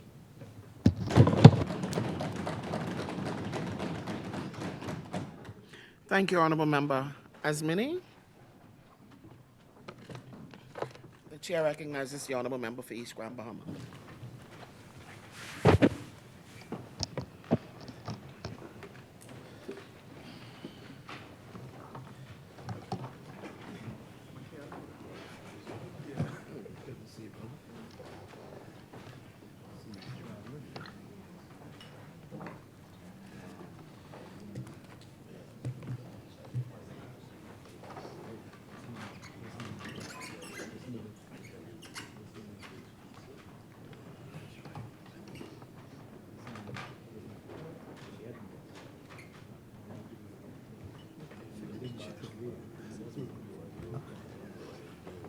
As many. Thank you very The chair much. recognizes the honourable member for East Grand Bahama. Thank you very much, Mr. Deputy. Mr. Deputy, I listened to the remarks by the member for Fox Hill, and at least with respect to the position with the banks in the Family Islands, I support the comments that you were making. I believe that I can't believe any of us would not support those comments. While you are in government, I believe you have an opportunity to do something about it. And the question is whether you have the will and the support to be able to put into action those comments that were made. And I think if you were able to convince your colleagues that action should be made, we would support it. We would support it. Mr. Deputy, the Central Bank Amendment Bill is an attempt to legalize and to legitimize a fundamentally unlawful act perpetrated by the Davis administration. We on this side will not support or endorse such an act. In August of 2021, 1 month before the election, the Bahamas receives 247 million SDR allocation to bolster external reserves. This was the line, or this was the headline that was reported from the Central Bank of the Bahamas. The Central Bank reported publicly and communicated to the Ministry of Finance the following, and this is I'm speaking about in August of 2021. The Central Bank, and I'm quoting from their release, the Central Bank intends to use the SDR allocation for foreign reserve management operations. In particular, holding them available for any increase in foreign exchange needs expressed through public and private sectors. So the Central Bank in August decided that they would take possession of these SDRs and that they would allocate the SDRs for foreign reserves. They go further in their release, though, and it takes us to why we are here today. And this is again from the Central Bank. The Bahamas' SDR allocation are not being earmarked for lending to the government, and do not increase the central bank's ability to lend to the government.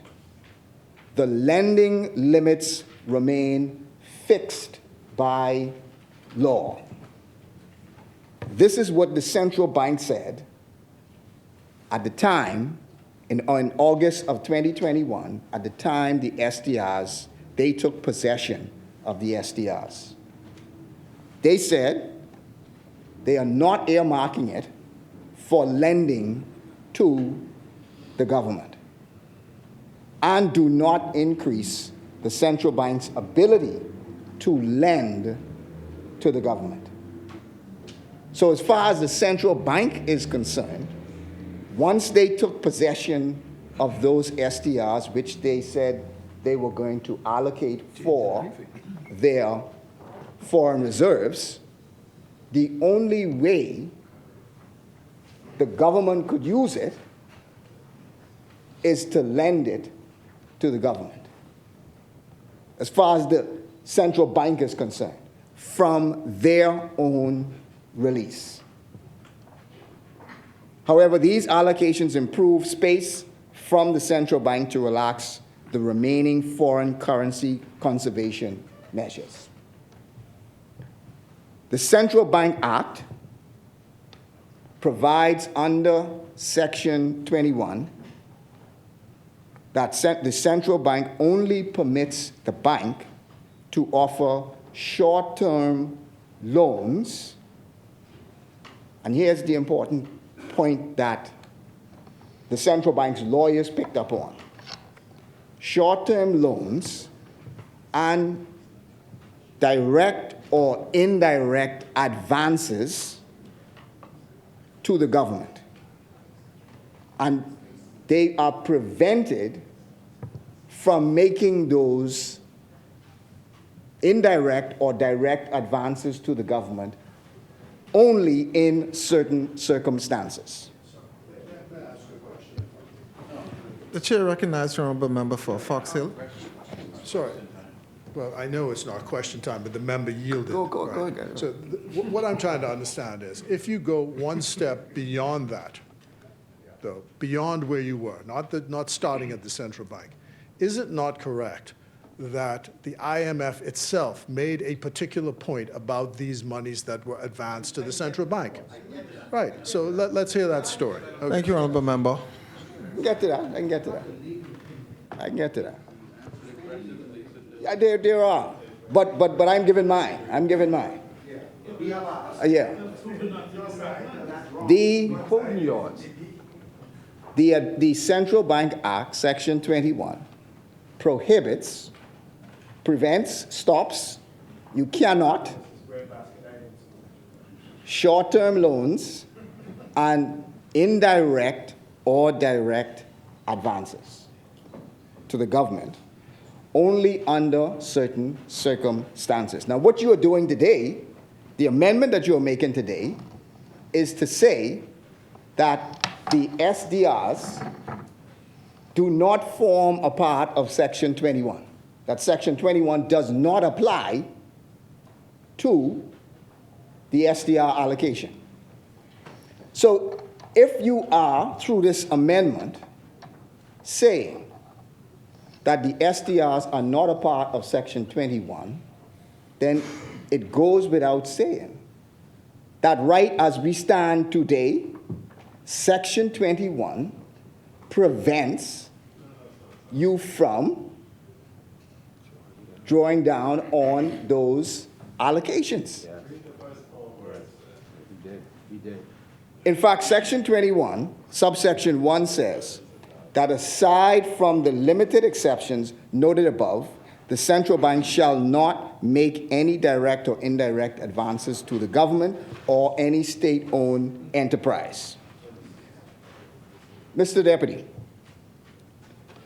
the Prime Minister referred to the frequently answered questions, or frequently asked and answered questions. So I wish to refer you to the actual IMF guidance notes, the actual IMF guidance notes require that member states follow their own domestic law in making use of the SDR allocation. So the IMF says, here is what you could use these allocations for. But in deciding what you are going to use the allocation for, you must take into account your domestic law and whether your domestic law allows you to do what you want to do. So you can't just use the guidance notes by itself. You must use the guidance notes because the guidance note says, check your domestic law first. It is subject to what your domestic law says. So, Mr. Deputy, so the argument that the SDRs could be used by the government is dependent upon the law that allows it to happen. So until Parliament makes this amendment, until they pass this amendment, that's both houses, until you pass this amendment, what you are doing is still contrary to Section 21 of the Central Bank Act. I go further. The IMF guidance notes that I refer to is, and it was referred to by the leader, under Section 27 of the IMF guidance notes. And here's what Section 27 says. A member's decision on the on-lending arrangements should be informed by the financial autonomy considerations of their central bank. Is the central bank independent? Is the central bank separate and apart from the government? Or is the central bank a part of the government? These include, one, whether the on-lending balances fall into the statutory limits or prohibitions on the credit to the government. Now, remember what was said before by the governor of the central bank. He says these are set for the reserves of the country. They are not meant for on lending to the government because our lending restrictions have not changed. They are governed by law. So as far as the governor of the central bank is concerned, or as far as the central bank was concerned back in August of 2021, they could not do it because they were limited by law. This is what the guidelines say. These include whether the on-lending balances fall within the statutory limits or prohibitions on credit to the government. Also look at footnote 22, right below that. For the purposes of this note, on-lending is described as the central bank's lending to the government agencies the proceeds from the exchange of SDRs for freely usable currency, consistent with the domestic, legal, and institutional framework. Again, it says, yes, you could use this for these particular reasons.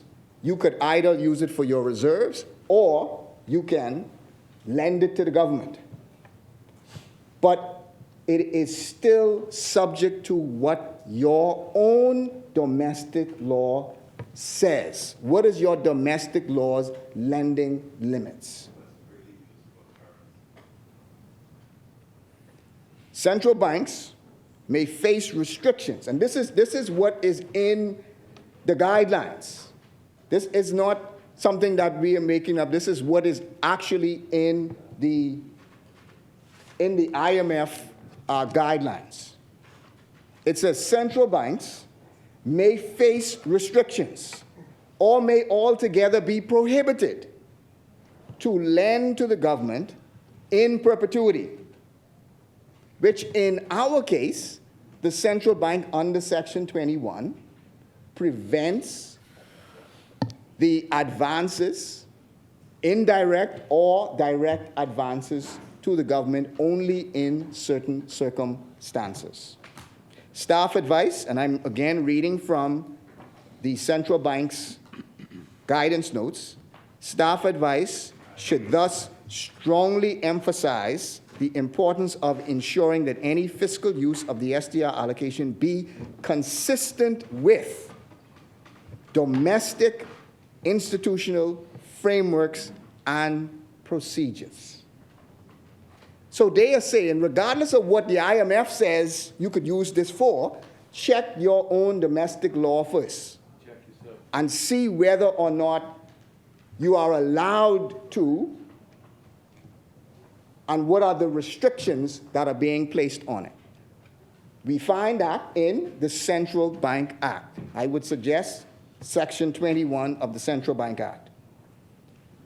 Mr. Deputy, I wish to remind you again, I spoke to the Central Bank Act provides under Section 21, which says that you are prevented from taking advances, indirect or direct, except under those specific circumstances.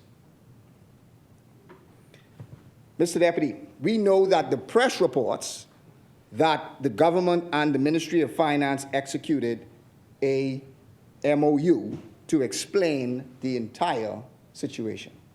That was referred to by the leader. It was also spoken about by the Prime Minister. The MOU between the government and the central bank is very, very telling. The government received advice from the central bank's external lawyers that this transaction was unlawful. It is also my belief that the central bank would not proceed with the transaction unless this amendment was actually proceeded with. They said, we can have you sign an MOU, and in that MOU, you are going to commit to putting in place this amendment. The Memorandum of Understanding signed by the Prime Minister and the Governor of the Central Bank says this, and I quote, based on the advice of its external legal counsel, the bank is of the view that one, using the 2021 SDR allocation for the purpose would create a liability from the government to central bank. That it is undeniable that what is happening here creates a liability on the government, or creates a liability on central bank to the government. But notwithstanding Section 4(6) of the Act, and then 2, a position could be taken, which we in this place take that position, a position could be taken that the government would have exceeded the authorization borrowing limits set forth by Section 21.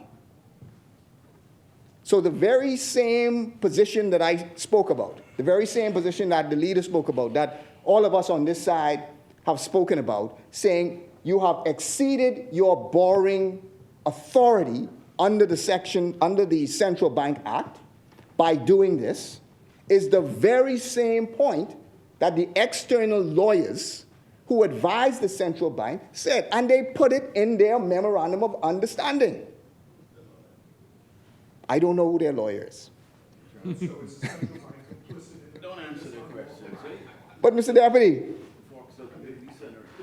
we on this side heard about, when we on this side heard about the transaction, this is precisely the position that we have been speaking about. Yes. When we heard about it, it's precisely what we said.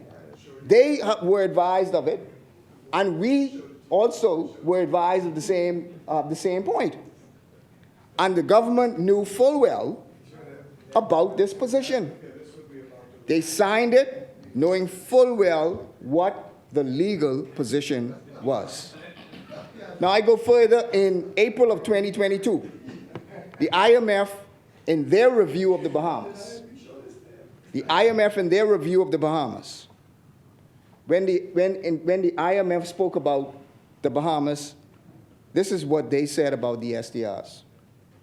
They said the authorities plan to keep the SDRs as reserves, given legal limits on central bank lending to the government.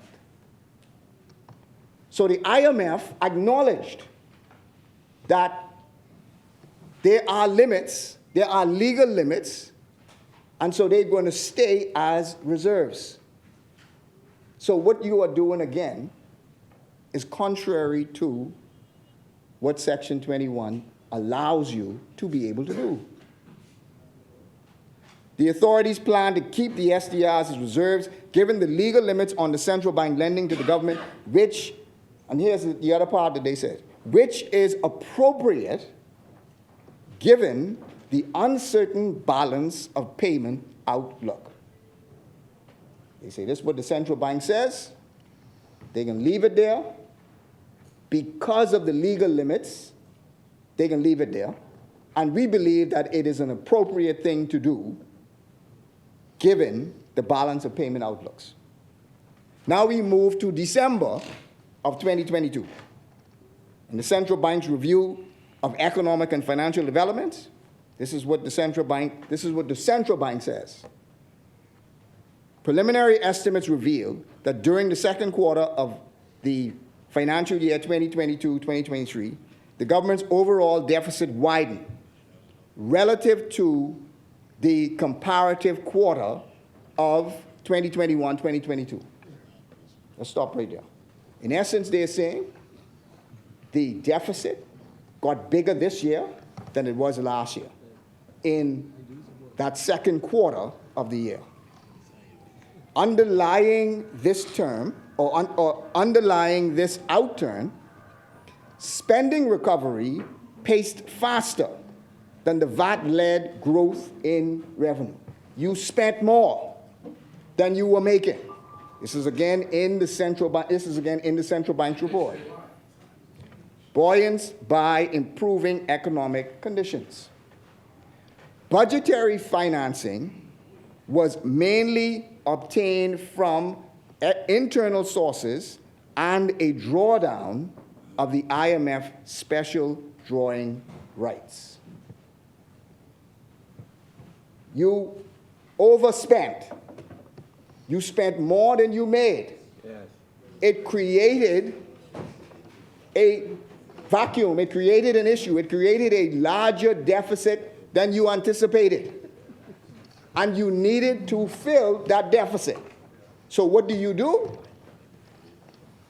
I go ahead and take the funds from the central bank, take the SDRs from the central bank, which belong to the central bank. It belonged to the central bank until there was an agreement to lend to the government. That's correct. It belonged to the central bank until there was an agreement to lend to the government. That's correct. And let me then go further, Mr. Deputy. The MOU states expressly that it is expressed, what the MOU states was that you must include in this amendment, it must expressly exclude the 2021 SDR allocation and the use and subversion of the SDR allocation for this or for the purpose. So what the central bank, what the MOU spoke about was that once you change the law to allow for the 2021 allocation, then we're fine. But you went a little further. You actually changed the law not just for the 2021 allocation, but you changed the law for the 2021 allocation and all other allocations going forward. So, Access to everything. what you again have not taken into account, or you may have taken into account and may have decided otherwise. But as far as the central bank was concerned, just deal with the 2021. But you have decided, I'm going to deal with the 2021, and I'm going to go further. I'm going to, all other allocations that the IMF prepares from now on until onward, you are now able to do it. Mr. Deputy, the Bahamian people have yet to receive a satisfactory answer from this government as to why it decided to circumvent the law and access the country's external reserves in the SDRs held by the central bank. These SDRs reside, as I submit, they resided on the balance sheet of the central bank as detailed in the bank's most recent audited financial statements. They are not and have never been the property of the central bank, of the central government for reasons that are well known and are well understood. Mr. Deputy, let me read that again. Order, members. So that it is abundantly clear. Say it again. Let me read that again. Give us protection, They are not. Order, members. They are not and have never been the property of the central government for reasons which I have said before. The Central Bank Act of Section 17 of the Central Bank Act, subsection 2(4), unequivocally states that the IMF's SDRs are a part of the official external reserves of the central bank. So in the Central Bank Act, it says that when these SDRs come out, they then form a part of the external reserves, which is why the governor of the central bank in 2021 was absolutely right at the time when he said, these belong to the central bank to put towards the external reserves. It bolstered the external reserves. And they are not meant for on lending to the government. Clearly, the government was caught red-handed and is now bringing this legislation in an attempt to wipe the slate clean from their breaking the law. In fact, that you are bringing this now and making it retroactive to December is only proof that you broke the law. In December, what this amendment does is this amendment cleans up what you did back in December. If it didn't, why make it retroactive to December?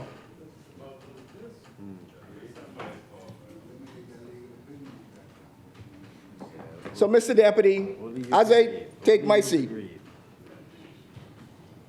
it is abundantly clear that we, on this side, cannot support what is happening here today. It is a breach of Section 21 of the Central Bank Act. What it does is it cleans up or attempts to clean up, attempts to make legitimize, to make legal the unlawful act that took place back in December. The release of the central bank back in 2021 says that it would break the law. The MOU says that it would break the law, so you must do this. We on this side says that you broke the law back in 2022, December of 2022. As is your custom. And so you have, again, consistently been consistent in terms of the ways in which you break the law. Now, Mr. Deputy, in my 2 minutes, there are some very quick East Grand Bahama matters that I would wish to raise. The first is the nurses. There is a need.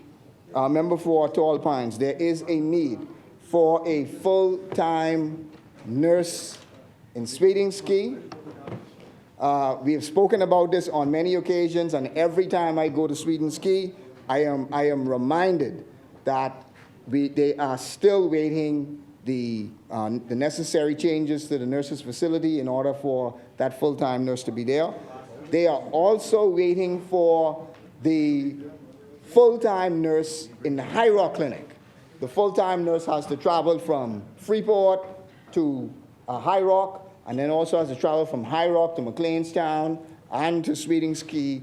And what they informed me was that they are only awaiting for the ministry's approval to put her in a place that has already been allocated, that has already been there. I was saying that that's what has been advised to me. But there is a place that, I am told there is a place that is there, and that they are, it is ready for the person to go in.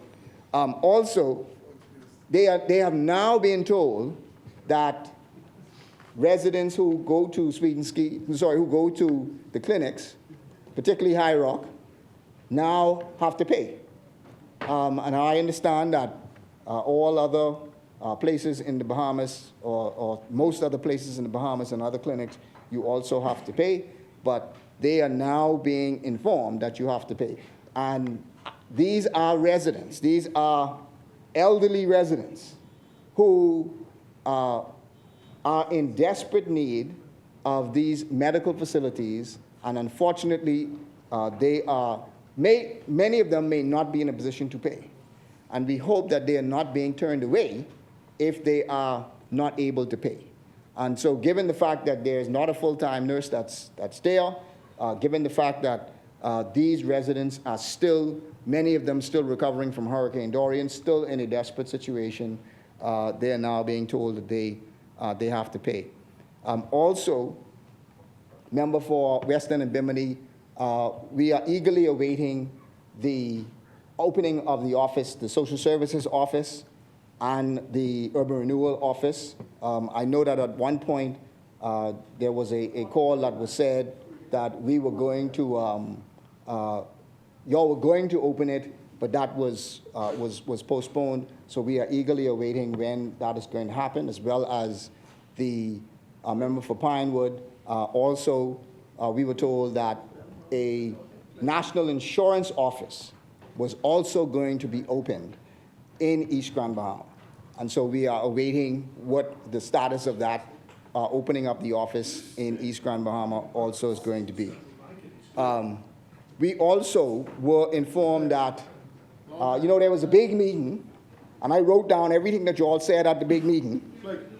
I did. I wrote it down because I believed that I was going to have to come back and remind you about all the promises that you all made at that big meeting.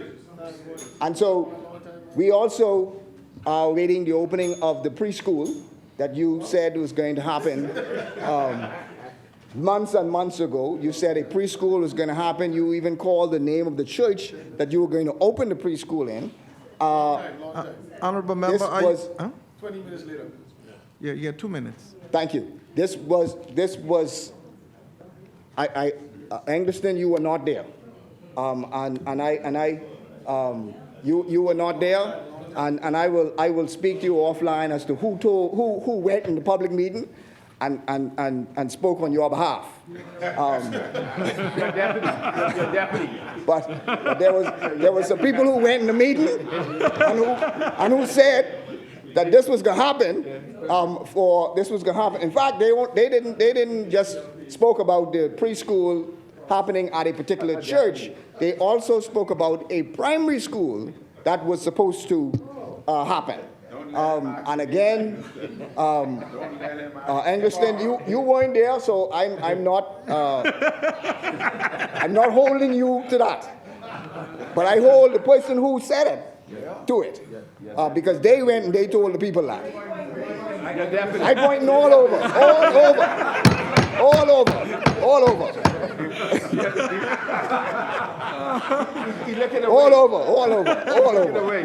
But Mr. Deputy, also in the DRA also, we were also told in the DRA about all of the houses that were going to be repaired and built. Repaired and built. And so, unfortunately, we are still awaiting when these houses are going to be repaired, and we are most definitely waiting when these houses are going to be rebuilt. So, Mr. Deputy, East Grand Bahama, as was said by our leader, East Grand Bahama does not support the Central Bank Amendment Bill. Thank you, Honourable Member. As many, the chair recognizes the Honourable Member for Pine Ridge.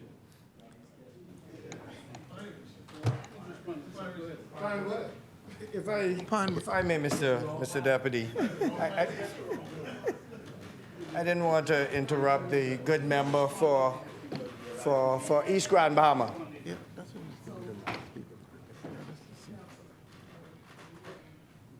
If I may, Mr. Deputy, with the two matters raised, I can't speak to who made the representation on an NIB office in East Grand Bahama.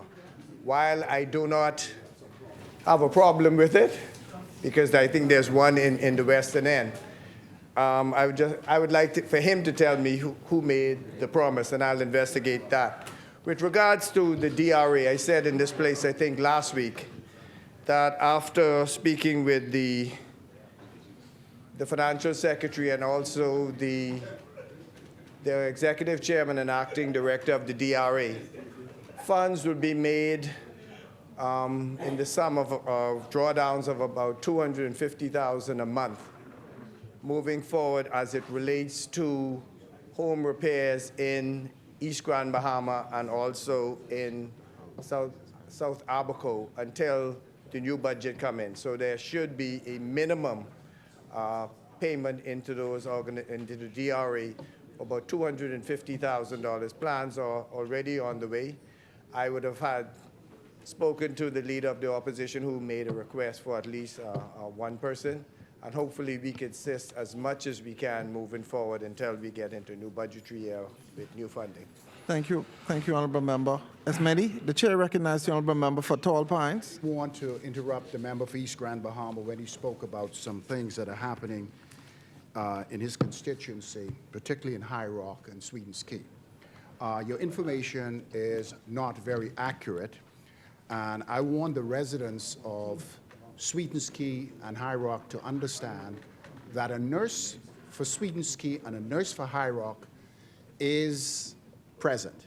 The problem that we're having is to find the appropriate accommodation for the nurse for both Sweetens Key and High Rock. The member for East Grand Bahama spoke about a place that has been secured. As of Friday of last week, my team from the Public Hospitals Authority was in Grand Bahama to assess the situation, and the situation appears to be a little bit more complicated than the member for East Grand Bahama alluded to. The members for East Grand Bahama or the residents for East Grand Bahama can rest assured that the minute as we accommodate and have secured accommodation for our nurses with safety, we will be providing those services 24 hours a day. It is an inconvenience, but since Hurricane Dorian, it is very difficult to find the appropriate residence that meets the necessary standard for our nurse to reside in those communities 24 hours a day.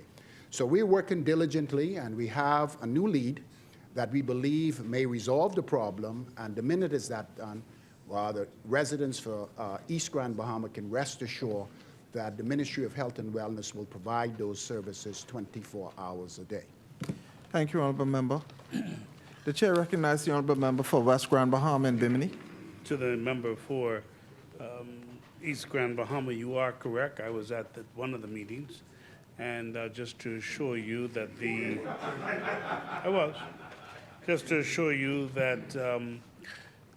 the Urban Renewal and Social Service Office in East End and Urban Renewal and Social Service Offices in West End both will open next month. Mr. Deputy, it's an appropriate time for us to now take the lunch break. So we do stand suspended until 3 o'clock this afternoon. Is there a seconder? Second. It has been moved and seconded that the business of the House be suspended to 3 p.m. As many as are in favor will remain seated. Those opposed will stand. The motion is carried. The business of the House stands suspended to 3 p.m. We tax everyone, producers and importers.